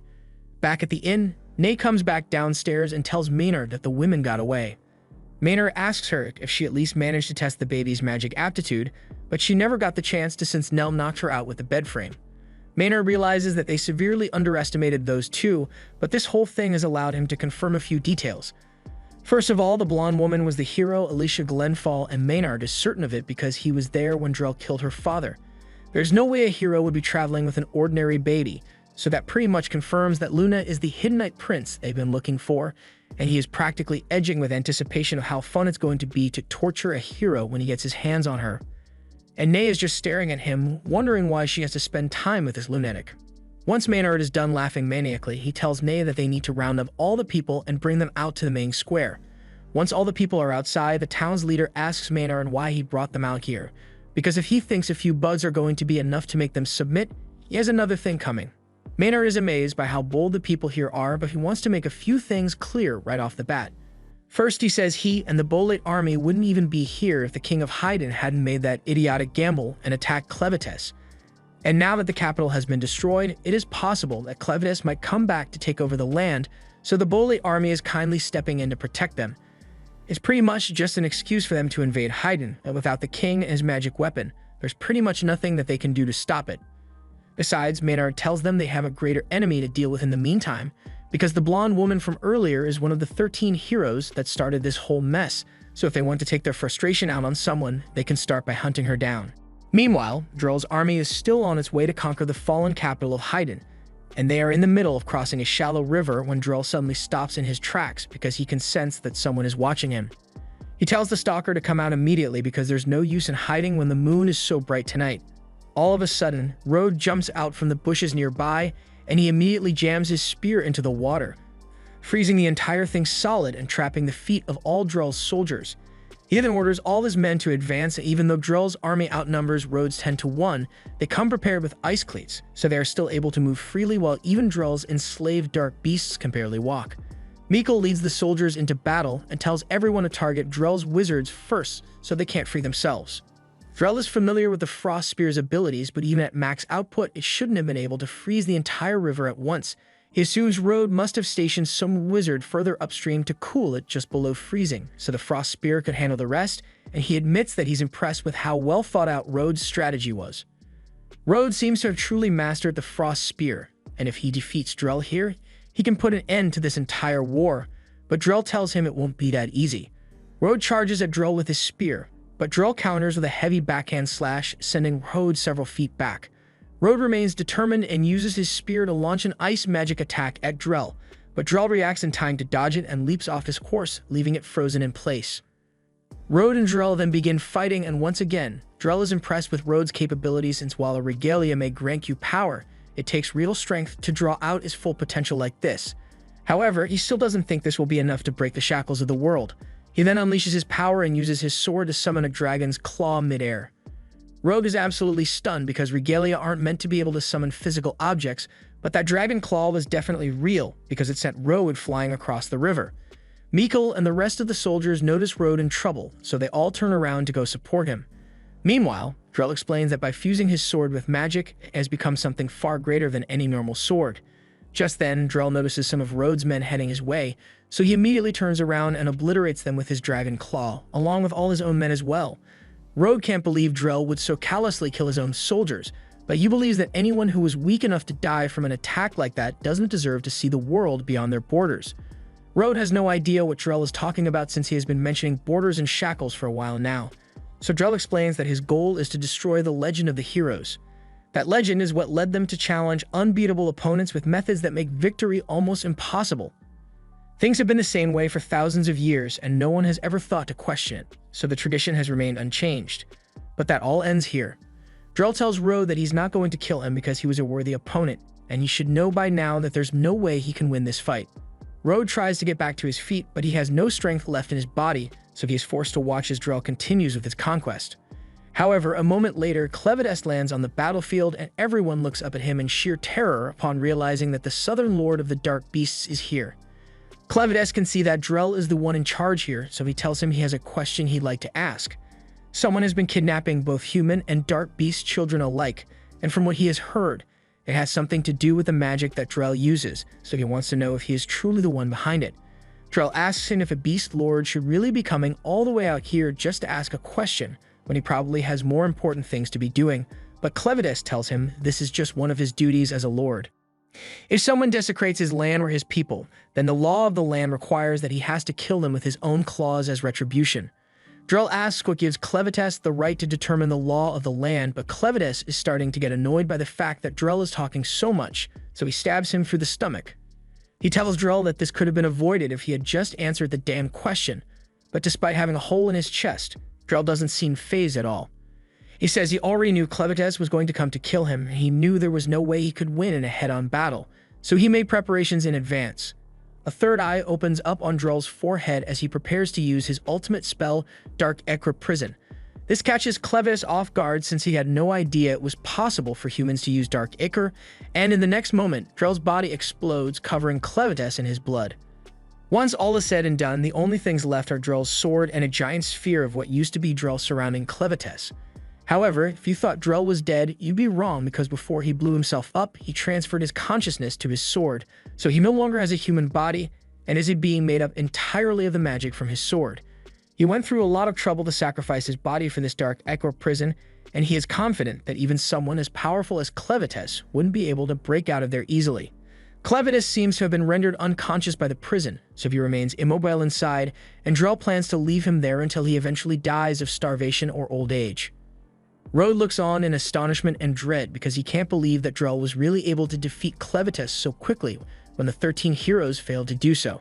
If he is capable of doing something like that, then Haydn stands no chance against his might, and Drell is more determined than ever to continue his mission, so he orders all of his remaining soldiers to get ready to move out.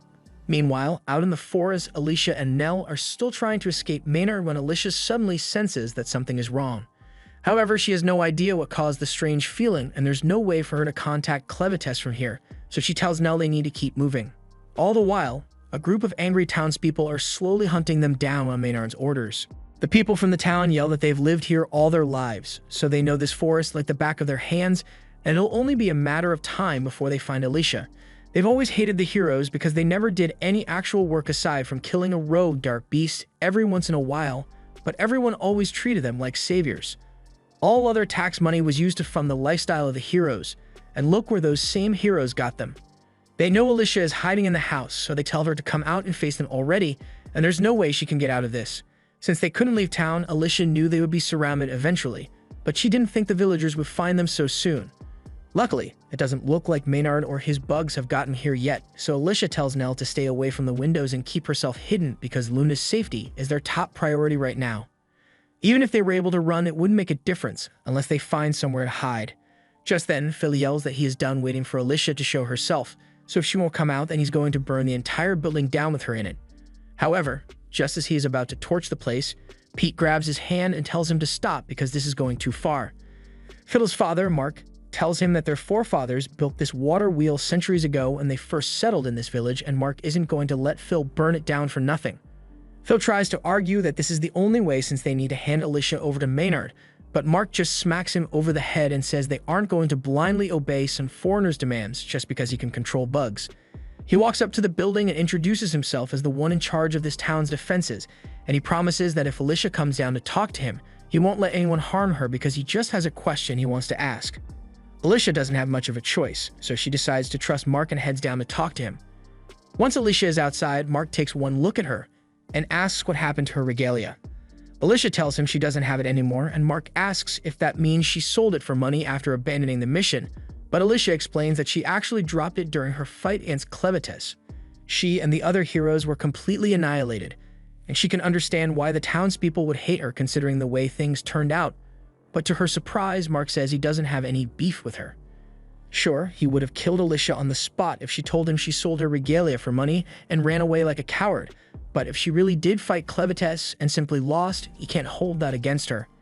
After all, it was the king who decided to follow the traditions and sent the heroes on that impossible mission, so they didn't have a choice of the matter. Alicia is left in disbelief by how reasonable Mark is being, but he's not the kind of person to hold a grudge over what happened in the past. However, he does want to know what Alicia thinks they should do next. Does she think it's worth it to continue their tradition and try to go beyond the territory of the dark beasts, or should they just give up and continue to live their lives as they always have? Alicia thinks back to the day she fought Clevitus, and after she was sliced to ribbons and flung into the air, even if it was only for a moment, she could clearly see what the world beyond the dark beast territory looked like, and it was round with no end in sight. This may sound foolish coming from someone who failed so miserably, but she thinks it's important that they never stop trying to make it to the outside world, because there are things you can't learn or obtain without taking a leap of faith. She recently met someone who is both arrogant and terrifying, and even though he treats her like garbage, if she had never met him, she never would have gotten the chance to expand her worldview. And knowing that the world is much larger than anything they've ever seen before, Alicia refuses to let anyone tell her that there's no meaning in fighting to see it. Mark was really impressed by her speech, so he tells Alicia she's free to go. He's sure that a few of his men are probably still angry at her for being a hero, but he will find a way to calm them down. But she's going to have to figure out a way to get through that wall of bugs on her own. However, just as Mark was about to walk off, Maynard suddenly shows up on his giant centipede, and he immediately slashes Mark across the chest for ruining his game. He wanted to have fun watching the citizens as they lynch the last surviving hero, but Mark had to go and forgive her instead. Alicia wastes no time and immediately slices the centipede to bits, but Maynard managed to escape, and he has already called for the rest of his bugs to attack, so the townspeople are in serious danger. Alicia tells everyone to get into the house quickly so they don't end up as bug food, And in the meantime, she gets to work cutting down as many of them as she can.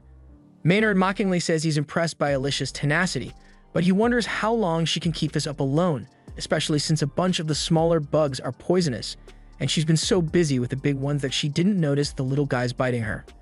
Every insect here is dangerous, from the bees in the air to the ants on the ground and even a spider with venom so potent that it can destroy your blood. That last one really spooks Alicia, since the only thing keeping her alive right now is the black ichor that Clem used to replace her blood, so if the spider's venom destroys that, then she really won't last long. Maynard actually used to love heroes when he was little, but that all changed the day he lost his entire family to a fire, and since then, he has resented the heroes for doing nothing to help. Alicia's body is starting to shake from the poison, but the bugs keep coming after her, so she can't rest at all.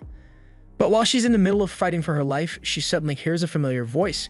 She looks down and sees Clevidus' head poking out from her chest, and he casually tells her to hurry up and finish what she's doing here because he needs her help with something. Meanwhile, inside the house, Nell and the other townspeople are anxiously watching the fight, but they soon realize that some of the bugs are managing to get in through the cracks in the wall, so they hurriedly knock them to the ground and start stomping them out. They can't let those things get in here, especially with the future king in the room, so they all grab whatever materials they can get their hands on and begin patching up all the holes in the walls.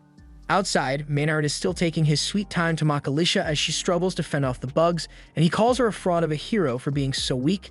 He then uses his magic to summon a giant scorpion that was just chilling underground for some reason, and he orders it to attack her, so Alicia is flung into the water. While she's submerged, Clevidus comes out, and by now he has figured out that she's having a hard time fighting because she was poisoned by all those insects. She asks him if the poison really works on the dark ichor, and unfortunately, it does. It's not strong enough to completely destroy it, but until the poison's effects wear off, Alicia won't be able to heal from her wounds, so her immortality is essentially gone. Up on the surface, Maynard loudly asks if Alicia thinks being underwater will keep her safe from him, because he doesn't mind sitting here and waiting until she comes up for air. However, he's not sure if her friends hiding over in that house are going to survive that long, so she might want to hurry. Over in the house, the townspeople have managed to block off all the holes in the house, but all of a sudden, they notice something fallen from the roof, and it's a giant larva. Phil immediately squishes it, but there are a lot more where they came from, and not only are they eating away at the roof, they are also devouring the entire forest as well. Back in town, once Maynard left, the people that Mark told to stay behind knocked out the Bolate soldiers, but they are starting to hear a strange sound from the nearby forest, and they aren't sure what it is. Nay tells them that it has already begun, but the men have no idea what she's talking about. In fact, they are wondering why she didn't go with Maynard in the first place when he ran off, but the answer to that is simple. She values her life, so she doesn't want to be anywhere near Maynard unless she has to. He is the master of all insects and an absolute lunatic, so when he goes into a frenzy, nothing around him survives. Back in the forest, Maynard laughs menacingly as the larvae devour the forest, and he explains that these larvae are actually really special because they only hatch once a century, and when they do, all the surrounding vegetation is completely eradicated within minutes, so by the time they are done, there will be nothing left of this forest. This has nothing to do with Alicia, by the way. Maynard just knows that the villagers rely on the wood from the forest to make a living, so he wanted to screw them over by destroying it. Additionally, once the larvae finish tearing through that building, everyone inside will become insect food, so it's two birds with one stone for him. Alicia refuses to let this go on any longer, so she jumps out of the water to stop him, but she's already too late because a bunch of the larvae have turned into cocoons, and they are going to hatch any moment now. Seconds later, hundreds of moths emerge, and they all go straight after Alicia, but when she slashes at them, their wings cover her in some strange dust, and it's messing with her vision. She can barely see what's going on now, so Maynard takes the opportunity and uses the scorpion to knock her away. She tries her best to free herself, but she has no strength left at this point as she's about to be consumed. Clevidus can see that if he doesn't do something soon, then Alicia will die, so he finally decides to help her out a little, so he pulls Stream Splitter out from his shadow. Maynard sees the sword emerge from the pile of insects, and he is starting to get worried because that looks an awful lot like a regalia. Clevidus tells Alicia that all living beings are mostly made out of water, and the same goes for insects, so he wants her to think of them as a river and get this over with quickly because he still needs her help. Alicia grabs hold of the sword, and with a single swing, she turns the insects around her to mist, but this is far from enough. She gets into her stance, and with all the power left in her body, she performs a flowing water slash, carrying the force across a large volume of water. And in this case, that water is the insects, so every last insect in the forest is eradicated within moments.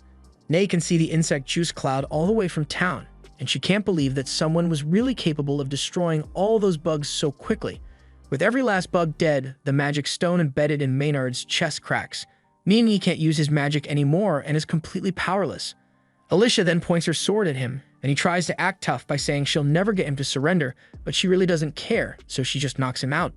She was victorious, but that fight left her exhausted, so she passes out soon after. Nell goes out to check on Alicia, but by the time she gets there, she sees Clann carrying her and she's a bit confused because she had no idea Clann had returned from his mission. Clann tells Alicia she wasted way too much time dealing with that weakling, and that they need to get ready to leave immediately because the situation has changed. This version of Clann is just a clone he made from the dark ichor in Alicia's body after he got himself sealed away in a blood bubble, and he needs her help to break free. Alicia asks him if he at least managed to defeat Drell, but about that, Clann is pretty sure that Drell has the power of one of the Dark Lord beasts on his side, so he's not going to be easy to beat. Over in what's left of the Kingdom of Hyden, evacuation efforts are in progress and roughly 80% of the survivors have been relocated to the underground bunker. However, Queen Tala refuses to leave, at least not until she has found her son. One of the elders tries to convince her to leave by reminding her that right now she's the only person left who is suitable to rule this kingdom. However, Tala insists that she can't run away, because what kind of mother would she be if she were to abandon her son? The elder understands how she must feel, but she wonders how Tala is so certain that her son is alive when there has been no sign of him since the attack. Tala explains that she knows her son is alive because the Forge of Hyden is still glowing its usual bright red. Under normal circumstances, with the king dead, the forge will become dormant until someone worthy of using it appears, but the fact that it's still active means a member of the royal bloodline is still alive. And the only other person with the king's blood is Tala's son, so she says their top priority should be finding him and ensuring his safety until he is old enough to use the forge. As long as they can do that, then the Kingdom of Hyden will live on. The plan of action is clear, but Tala is a little frustrated because they wouldn't have had this problem if she had been able to flee the kingdom with her son as planned. The elder asks what she means, so she explains that before Clevetes's attack, she had a premonition that this would happen. She knew the heroes would be too weak to defeat the Dark Beasts and Clevetes would destroy the capital in retaliation, but she didn't know when exactly it would happen, so she missed her chance to escape. Just then, the Queen's messenger, Favio, returns and he says he has important news to report. He tells Tala that Drell's army of 50,000 engaged in battle with the army of Estlin along the Morel River. The Estlin army fought bravely, but they were ultimately helpless against Drell's powerful magic. However, just as the battle ended, Clevetes appeared out of nowhere and instantly wiped out roughly half of Drell's army. But that's not even the craziest part. Moments later, Drell somehow created a strange red sphere which managed to trap Clevetes, and this revelation puts Tala on edge, because how is she supposed to deal with someone that could defeat a Dark Beast Lord? Now, Drell and his remaining army of around 20,000 men are on their way here, and none of them know what to do. Tala refuses to accept this since it goes against everything their traditions talk about. Only heroes should be able to even challenge Dark Beast Lords, but Favio points out that Drell is technically a former hero, and he still possesses his regalia, so he does meet the requirements of the prophecy. Even so, Tala refuses to believe that a man like Drell who would lead an army to invade another nation could be the hero of prophecy, so she announces that she will go out and shatter his regalia because he does not deserve to wield it. Favio asks her if it is even possible to shatter a regalia, and Tala explains that as long as she is wielding the sacred hammer of Hyden, she can do it since it is the only thing capable of forging or breaking regalia. The elder tries to dissuade Tala from doing anything rash, reminding her that only the king of Hyden is allowed to wield the hammer. But with the king dead, until her son takes the throne, she says she's going to serve as the king, and that gives her every right to wield that hammer. No one can argue with that, so they all help her don her armor, and Favio runs off to fetch the hammer. Tala thanks him for his help and takes the hammer from its case, and with its powers, she plans to confront Drell and his army. Back in the village, Pete drags Nay over to Alicia just like she asked him to, and he still can't get over how cool she looked when she destroyed all those bugs with one swing. He says he will be her personal errand boy for as long as she's here, and Alicia is a little surprised by how nice Pete is being to her, but since he offered, she asks him if he could bring Nell here as well. Pete immediately runs off to do as Alicia asked, and Clann congratulates her because it looks like she officially has her first servant. Alicia tells him to stop teasing her because it's not like she wants a servant. What she really wants right now is to get a new set of clothes because she's absolutely covered in bug juice right now. Just then, Nay speaks up and asks why they brought her here, because her knees are starting to hurt and she just wants to go home. Alicia thinks it's a bit strange that Pete was able to capture Nay so easily because Nell mentioned that Nay could control magnetism. However, Pete didn't come after her with any weapons, so there was nothing for Nay to control, and against that much muscle, she was totally powerless. Anyway, Alicia says she has a few questions she wants to ask. So she tells May to spill everything she knows about Drell and his involvement with the Dark Beast Lords. May has no idea what Alicia is talking about, so she rephrases the question and asks if May has ever seen Drell's dark ichor. She explains that it's basically blood that moves on its own, but Nay seems genuinely confused and says she has never seen anything like that, and frankly, it sounds disgusting to look at. Alicia can tell that Nay isn't lying about this, but Clem is sure that what Drell used was dark ichor and only Dark Beast Lords are capable of producing it.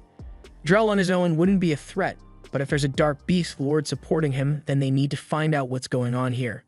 Since Clevides is right here, the only lords left who could be supporting Drell are Zathir of the West, Rathwell of the West, and Vorden of the North, and if one of them had truly decided to bare their fangs at Clevides by using Drell, then he is going to make sure they pay the price. Speaking of Drell, Alicia asks Clen if it was really alright for him to leave his body behind and come here in his small form, but Clen says that wasn't his main body. And it's better for him if whoever is helping Drell thinks Clevides is trapped, since it would make it easier for him to corner his foe. Neg has been trying to get their attention for a while now, so she speaks up and asks them if they are done because she would like to go now. It's true that she is powerless without metal to work with, but she still has the metal in her gauntlets with her.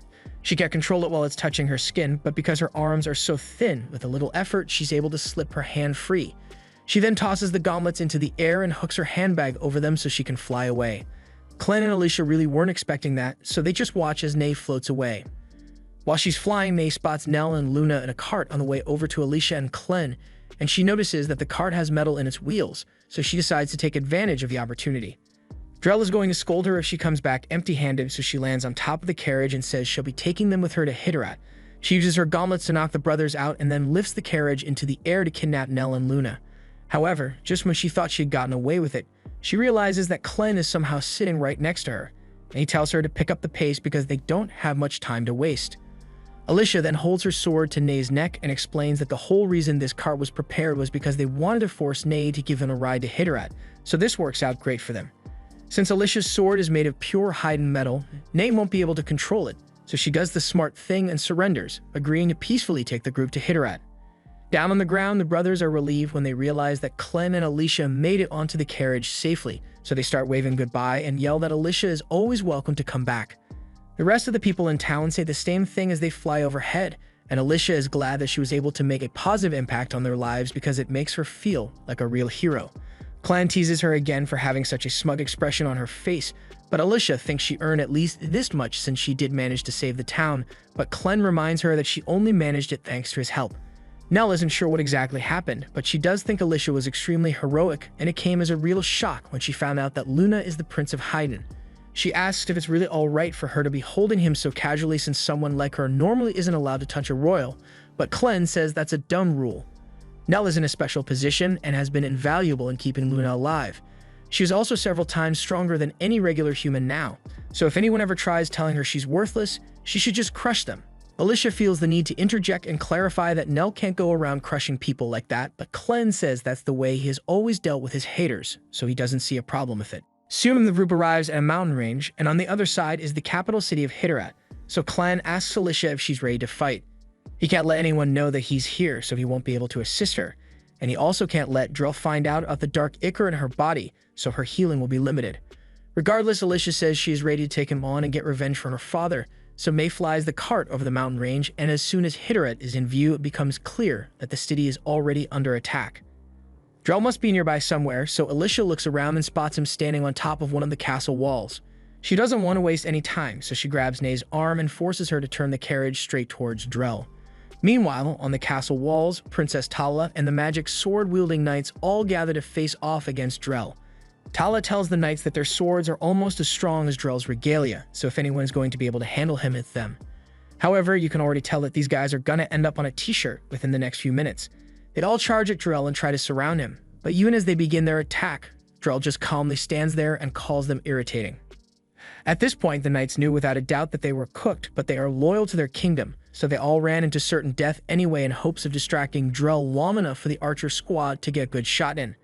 But even with the clearest line of sight possible, the archers fumble the shot, and Drell turns himself into a sword to evade. Tala and the other knights are trying to figure out if they are going crazy or if Drell really just turned himself into a sword mid-fight and have no idea what that transformation does, so the shield bearers step out into formation to block it. However, they are all immediately blown away, and Drell ends up grabbing Tala by the throat. He commends her efforts to protect Hyden, but he tells her that she can never become king, and Tala is well aware of that. She has no royal blood flowing through her veins, and only the one with the strongest royal blood can claim the throne. If all the king's successors die, then the succession right naturally passes to the closest relative, but Drell will be putting a stop to that tradition today. Tala can't guarantee that she'll survive, but she's confident that one strike from the hammer should be enough to shatter Drell's regalia, but she needs a distraction to buy her enough time. Just then, Alicia comes crashing down from the flying carriage, and it confuses the hell out of Tala, but that's as good a distraction as she's going to get, so she takes the opportunity and strikes at Drell's sword. While that's going on, Clem and Nell are watching from afar, and Nell wonders if Alicia is going to be okay fighting Drell on her own. Clem tells her it doesn't really matter if Alicia wins or loses because all he wanted was for her to keep Drell busy. Drell and whoever is supporting him are after the Forge of Hyden, so he wants to get to it first, and that's why he brought Luna along, because only someone of royal blood can undo the seal. Clem already knows where the forge is, so he leads Nell to one of the castle walls and tells her the forge is on the other side. He could probably break through the wall easily, but he's trying to keep a low profile here, so he tells Nell to do it instead. Nell pauses and asks if he's sure if he wants her to do it, because the wall seems pretty solid, but Clem says that when he healed her, he concentrated the power of a troll into her tiny arms, so her strength should be several times greater than even the strongest troll. Nell decides to go with it and gives the wall a little push, but to her surprise, she sends the block flying with way more force than she anticipated. It flies all the way to the other side of the wall, crashing down right where the guards who were meant to protect the forge are stationed. For some reason, she just felt her KD ratio rise a little, but Clem tells her she's imagining things and asks that she hurry up because they don't have much time. Meanwhile, by the forge's entrance, Fabio and a few of the guards manage to survive Nell's unintentional attack, but before they could figure out what hit them, Clem uses his powers to drive them into the shadows, and once he arrives at the forge entrance, he carefully places Luna's hand on the seal to unlock it. A little while later, Gart comes flying down to inspect the bubbles that Clevitas' body is trapped in. He is fairly certain that Clevitas should have been able to break out of something like this, so he doesn't understand why he's still in there. Gart gives the bubble a kick to try and break it, but that thing is really solid, so he knows he doesn't have what it takes to break apart. Just then, Rode turns around the corner and introduces himself. He saw Gart fly down from the sky, and he assumes that must be his magic ability, so he wants to ask for a favor. He says he needs Gart to fly him over to the capital of Hyden, because by now, Drell and his army have surely begun their attack, and he needs to stop them. Gart was initially going to ignore Rode, but he was watching the fight here from a distance, and he definitely remembers Rode getting his ass beat by Drell, so he wonders why Rode would want a rematch now. Rode is aware that he probably doesn't stand a chance, but someone needs to stop Drell before he gets his hands on the Forge of Hyden, because if he gains access to that treasure and wields it with his magic, a catastrophic calamity is going to befall the land. Hearing the word magic reminds Gart of what Zathir had said before he went out on this mission. If this calamity is truly about to take place, then perhaps he should look into it by using Rode as a cover story. Gart turns to Rode and says he will help get to Hitterat, but only on two conditions. First, once they get there, Rode has to help Gart with his mission for a while, and second, Rode isn't allowed to ask any questions about who Gart is. Rode asks what will happen if he breaks these conditions, so Gart tells him he will kill him. Rode says he can't do anything that would betray his homeland, but aside from that, he agrees with Gart's terms. Gart then reveals his wings and tells Rode to grab on if he doesn't want to be left behind, and so Rode holds onto Gart's ankle, and the two start heading for Hitterat. Meanwhile, in the capital, Clem is still trying to open the forge seal with Luna's help, but doesn't seem to be working.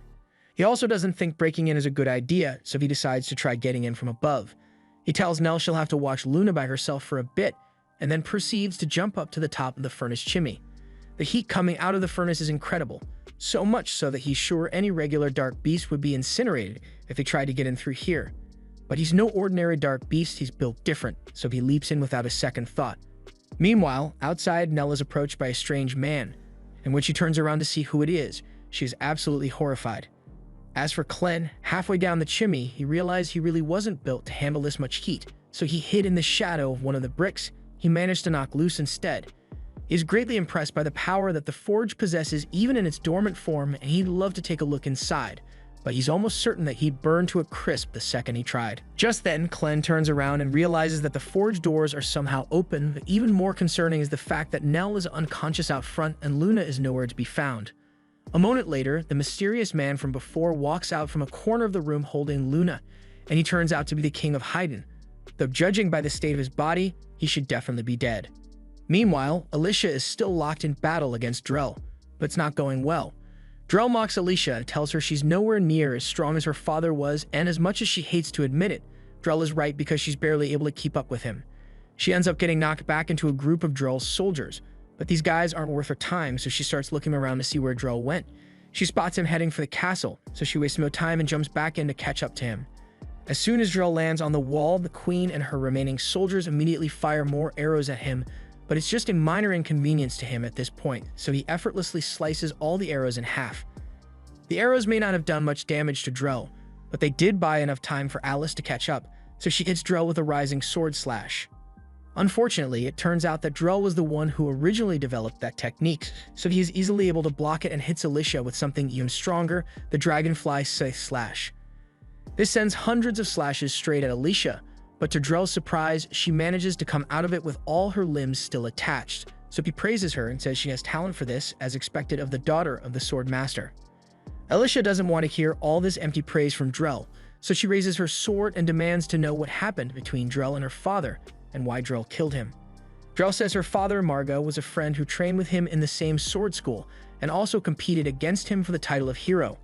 Alicia is shocked to hear this because this is the first time she's hearing of this, and Drell is just as surprised that she has never heard the story, so he puts his sword away and says he will tell her all about how he became known as Drell the Dragon Slayer and how her father gave up on being a hero. 25 years ago, Drell and Margot were facing each other in a tournament to determine the wielder of the first regalia that the King of Hyden had forged at the time.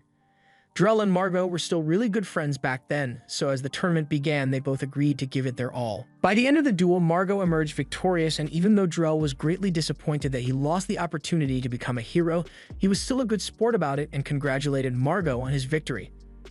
Once he was declared the champion, he was officially bestowed the title of Sword Master as well as the regalia. He was told that from the moment he accepts the sword, he must fulfill the duties of a hero, fight dark beasts, and protect humanity. Margot agrees to the terms, so the king handed him the regalia, and as soon as he drew it from its sheath, he could feel the power surging through his body. It may be strong, but the king told Margot that the regalia was still incomplete, so he would need to finish it on his own. Margot asked what that's supposed to mean, so the king explained that all regalia have souls, and the first thing that is killed with that blade is the soul that will be trapped within it, so Margot should choose his first target wisely. A little while later, Margot and Drell met in a nearby tavern to discuss their plans for the future. Margot said he was planning to put together an expedition force for his first mission, so they can handle all the weaker threats, because it'd be bad if he ended up getting a dark beast bug as his first kill. Speaking of his first kill, he tells Drell he's thinking about going after one of the northern dragons, but as soon as Drell heard that, he got up in a panic and warned Margot not to do anything crazy. He understands that Margot wants a powerful darkness as the soul for his regalia, but the northern dragons are the servants of the dark beast Lord Vorden, and injuring him at this point in time would be a guaranteed death sentence. On top of that, the dragon all live in the snowy mountains, so Margot would never be able to make it through terrain like that with an incomplete regalia. However, he says this is the only choice he has if he plans to take on a dark beast Lord eventually. Drell was already skeptical of Margot's chances of winning against a regular dragon, but it's absolute madness to even think about going up against a dark beast lord. The legends all talk about heroes eventually being able to defeat the dark beast lords, but Drell honestly never believed them. However, he knew firsthand that Margot was the strongest swordsman around, so if anyone was going to defeat the dark beast lord, it would be him. Margot got up and told Drell they needed to start preparing for the expedition, but even though Margot was fully confident that they'd be able to take down a dragon, the situation turned out a lot worse than he anticipated. The conditions of the snowy mountain were incredibly harsh, and while they were able to spot a dragon fairly quickly, the dragon also spotted them, so it spun the block and unloaded a clip of flammable stomach acid on them. That single attack took out the entire expedition team, so Drell and Margot are the only ones left. Drell tries telling Margot they should retreat since their chances of beating that thing on their own are not looking good, but unfortunately, retreat isn't really an option here since it'd probably just chase them down if they ran. Their only choice is to charge in and kill it before it kills them, but that's a lot easier said than done, especially when the dragon is using sky strats to stay out of their attack range. They need to think of something quickly, so Margot comes up with an idea and tells Drell to hit him with the Rising Dragon technique. It's a risky play, but it's the only way for Margot to get anywhere near the dragon. So Drell goes along with it and runs straight at Margot before hitting him with the Rising Dragon Slash. It works just as intended, so Margot is launched up into the air, and once he's above the dragon, he slashes down to cut his wings to pieces. The dragon comes crashing to the ground shortly after, and it's finally Margot's time to shine. Drell can do nothing but watch from the sidelines in awe as he witnesses the extraordinary performance Margot is putting on against that thing. Even without wings, a dragon is still ferocious, but Margot is even more so. With each and every swing, his strikes grew sharper and more precise, so Drell was starting to believe that he might be able to slay it after all. However, that's when tragedy struck. Margot was preparing to land the final blow on the dragon, and it looked like it would be a clear-cut victory, but mid-stride, one of his feet got caught on a rock for a fraction of a second, and that small opening was all the dragon needed. It immediately swung its claws and tore Margot's foot clean off, along with any hope he had of winning the fight or becoming a hero.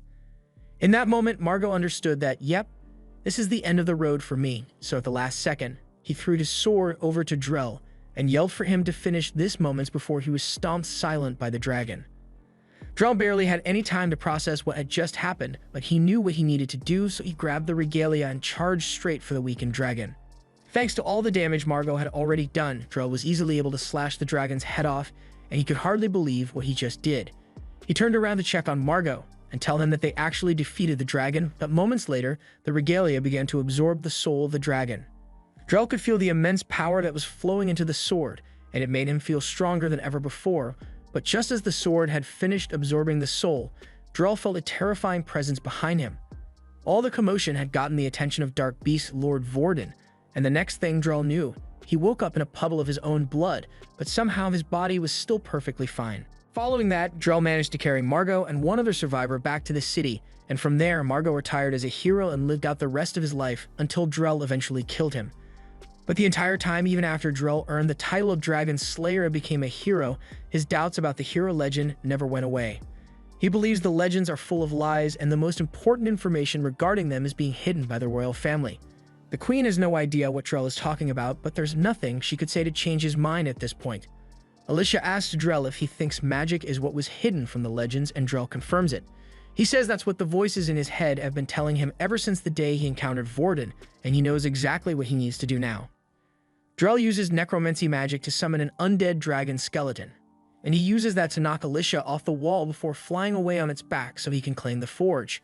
Meanwhile, on the ground, Alicia managed to survive the fall, but her arm and leg are messed up pretty badly, so she uses the Dark Ichor to fix them up, and it still hurts like hell. She tries contacting Clem through their mental link to warn him that Drell is on his way over to the forge, but Clem tells her to be quiet because something interesting is happening right in front of him. The King of Hidden is about to throw his grandson into the forge for some reason. Alicia asks Clem what he means, but before she can get a response, the Queen walks up to her. She tells Alicia that she's glad to see her again since she thought she had died at the hands of Clevitas during the mission. She asks if any of the other heroes managed to survive as well, but Alicia informs her that sadly she's the only one who managed to make it back alive. The Queen is disappointed to hear that, but even so, it's still a huge relief to have Alicia here. In Hitterit's current condition, the best they can do is hold back Drell's forces, but none of their soldiers are capable of standing up to Drell and his powerful magic. Their only hope right now is Alicia and her regalia, so the Queen asks her if she's willing to stop Drell for the sake of the kingdom. Alicia promises to do her best to stop him, but that aside, there's something important that she needs to discuss. She tells Tala that her son is still alive and he's here in Hidden right now. Tala freezes in shock at Alicia's words because so far, no one has had any information regarding her son's whereabouts, but Alicia is certain that Luna must be Tala's son since he clearly has royal blood. The Queen is overjoyed by the revelation that her son is alive, so she begs Alicia to take her to him. However, Alicia tells the Queen that it's too dangerous for her to come since there's no telling how dangerous the situation over there might be. She promises to bring Luna back with her so Tala can see him, but that's not good enough for her. She may be the Queen, but she's also Luna's mother, and if he's potentially in danger, then she can't just sit idly by and wait. Alicia understands how Tala feels, so she agrees to bring her along, but at the same time, in the forge, the beheaded body of the king is preparing to make a sacrifice to the forge. Clem is just watching for now because he wants to see where this goes, but when it becomes clear that he intends to throw Luna in, Clem grabs his arm to stop him. He asks the king if this is really how a grandparent is supposed to be treating their grandson, But the king is well aware of just how messed up this really is. In fact, he really doesn't want to do it, but he isn't in control of his body right now.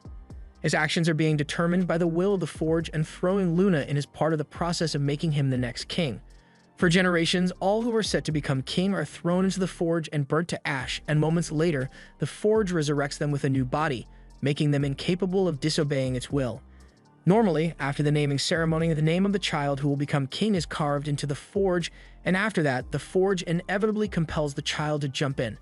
However, since Clevides' attack happened before Luna's name was carved into the Forge hasn't been able to compel him to leap in. Thus it did the next best thing and temporarily resurrected the deceased body of the king to force him to throw Luna inside. Clem asks if all that means the king was once forced to jump into the Forge and remain as the Forge's puppet, and that's exactly right. In fact, the same thing was set to happen to Luna's father, the king's son, but he was so terrified of being enslaved by the Forge that he took the hero nice route and stylishly jumped off the castle walls. The king thinks what his son did was a foolish decision because ending his own life only meant the next in line would be chosen, so the tradition continues and the king drops Luna into the Forge, burning him to ash in an instant. Meanwhile, outside, Drell flies overhead with his dragon, and the voices in his head must be really convincing, because he now believes that the only way to save the world is to destroy it by drawing out whatever is inside the Forge. At the same time, on the ground, Alicia tells Tala to climb onto her back so she can carry her to the Forge as fast as possible. As they are moving, Tala explains that since she was never a true ruler, there are a lot of things that were kept secret from her, and when her husband was set to become king, he took his own life. But he did tell her one thing before he did what he did. He said that all the true heroes are gone, and there's no way they can defeat the Dark Beast Lords with the heroes of today. Tala didn't really understand what he meant at the time, but he might have been onto something. Hyden has over 1,000 years of history, yet there are no records of anyone ever even coming close to defeating a Dark Beast Lord. In fact, there's no proof that defeating the Dark Beast Lords will even allow them to explore the world, so Tala is starting to wonder who was responsible for creating the legend in the first place.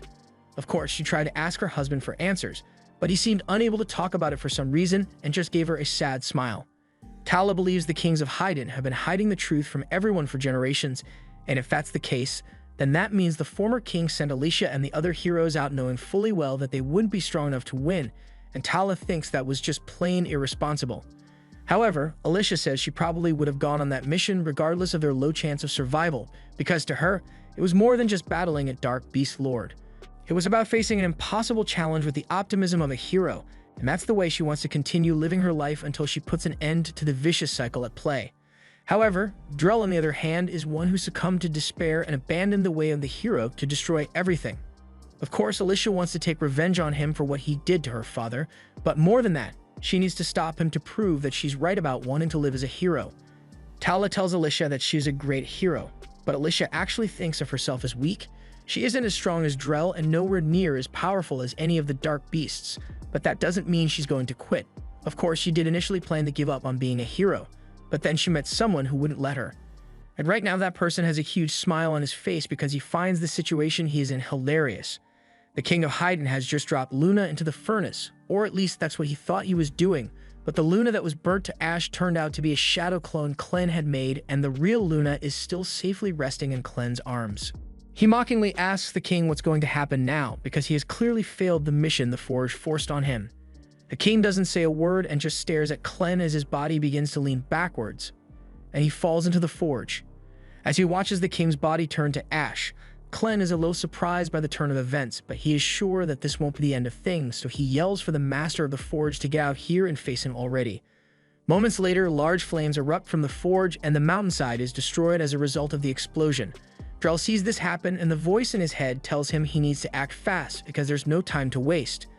Alicia and Tala see the Forge explode and Drell heading straight for it, so Tala is incredibly worried about Luna's safety. But Alicia yells for her to stay back because the situation has gotten too dangerous to let the Queen get involved now. She's fairly certain that Clen wouldn't allow Luna to die from something like this, but it would be a problem if Drell manages to get to them first.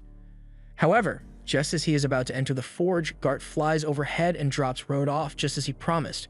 Rode yells out Drell's name and swears that he will stop him, so he activates his spear and forms a massive ice spike on the tip. The ice javelin pierces straight through Drell's dragon, and Gart finds the whole situation interesting, so he decides to stay and observe everything from a distance. Once they hit the ground, a huge dust cloud is kicked up, and Road wonders if he really managed to defeat Drell with that attack. But as the dust settles, he discovers that Drell managed to block the strike, so he is flung back and Drell is about to finish him off, but all of a sudden, Alicia steps in and knocks Drell's swords away. Drell is getting annoyed by the constant interference, so he plans to end this as soon as possible and prepares to face the two. Alicia and Road regroup, and since this is their first time meeting, Road asks Alicia if she happens to be a hero. Alicia confirms this, and they both introduce themselves to one another, but they don't have much time to chat because they still have to deal with Drell. Road asks if it's safe for him to assume that Alicia will fight alongside him, and she says she was about to ask the same thing because if either of them were to face Drell alone, there's no way they'd win. Drell finds it amusing that the two think teaming up will be enough to give them an edge over him, but he tells them it won't matter because their strength is hindered by their human bodies, but he has no such limitations. In an instant, Drell appears behind the two and unleashes a slash so powerful that it sends Alicia and Road flying. Drell then hits them again, sending both into the air, and while they are disoriented, he flies up and stabs Alicia in the chest. Road tries to sneak up on him while he's distracted, but Drell sees it coming and catches him by the wrist before sending him and Alicia back to the ground. Drell spends a moment looking down on them from the sky just to be disrespectful, and then he flies down to put an end to this. The two need to come up with a plan quickly, so Alicia tells Road to use his ice javelin move one more time.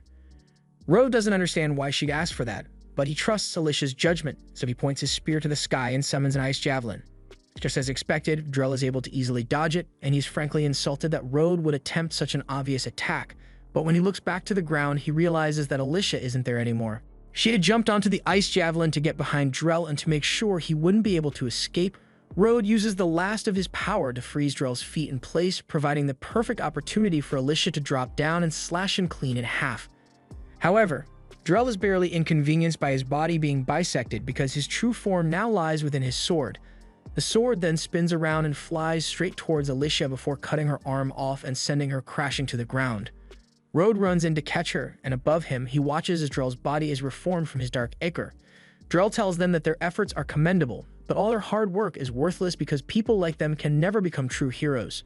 The fact that humans need to implant magic stones in order to use magic is evidence of this, so he tells Road and Alicia that all the humanoids on this continent are inferior to the true humans who ruled the entire world centuries ago. Current humans and dark beasts are nothing but pawns in the game of the true humans, and the game will continue forever unless someone puts a stop to it. That is exactly why Drell wants to burn every trace of this stupid hero legend to ash, so they can start over, and until then he will commit as many atrocities as necessary. Clem heard Drell's entire speech through his connection with Alicia, and he finally understands what Drell, and by extension, his master Vorden, are after. Personally, Clem has never met these true humans Drell mentioned, so he assumes they must have disappeared before he became a Dark Beast Lord. And that also means this book must be one of the last remnants of the true humans legend. The second the book appeared, the entire forge vanished, so Clem realizes it was a mere book that had been driving the kings of Hydan to kill themselves. Also, it can resurrect them as puppets for its own goal. He wonders if everything that has happened so far was because of this book's control over the royal family of Hydan, including Alicia and the other heroes attacking the southern beast forest, the human kingdom going to war, and even Clem wanting to destroy all humans. All of it was caused by this book manipulating events to bring him to this point.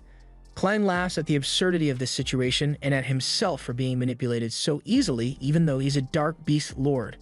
He didn't inherit the memories of the previous lord, so there's a lot he doesn't know, but he can only assume his position was created to fight against the elusive true humans that Drell mentioned. And if that's the case, then everything he thought he knew about this world was wrong.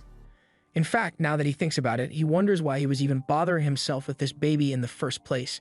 He sets Luna down and begins walking away because he no longer has any interest in destroying mankind or even associating with them at this point. This was the end of episode 11. Subscribe to not miss the next part.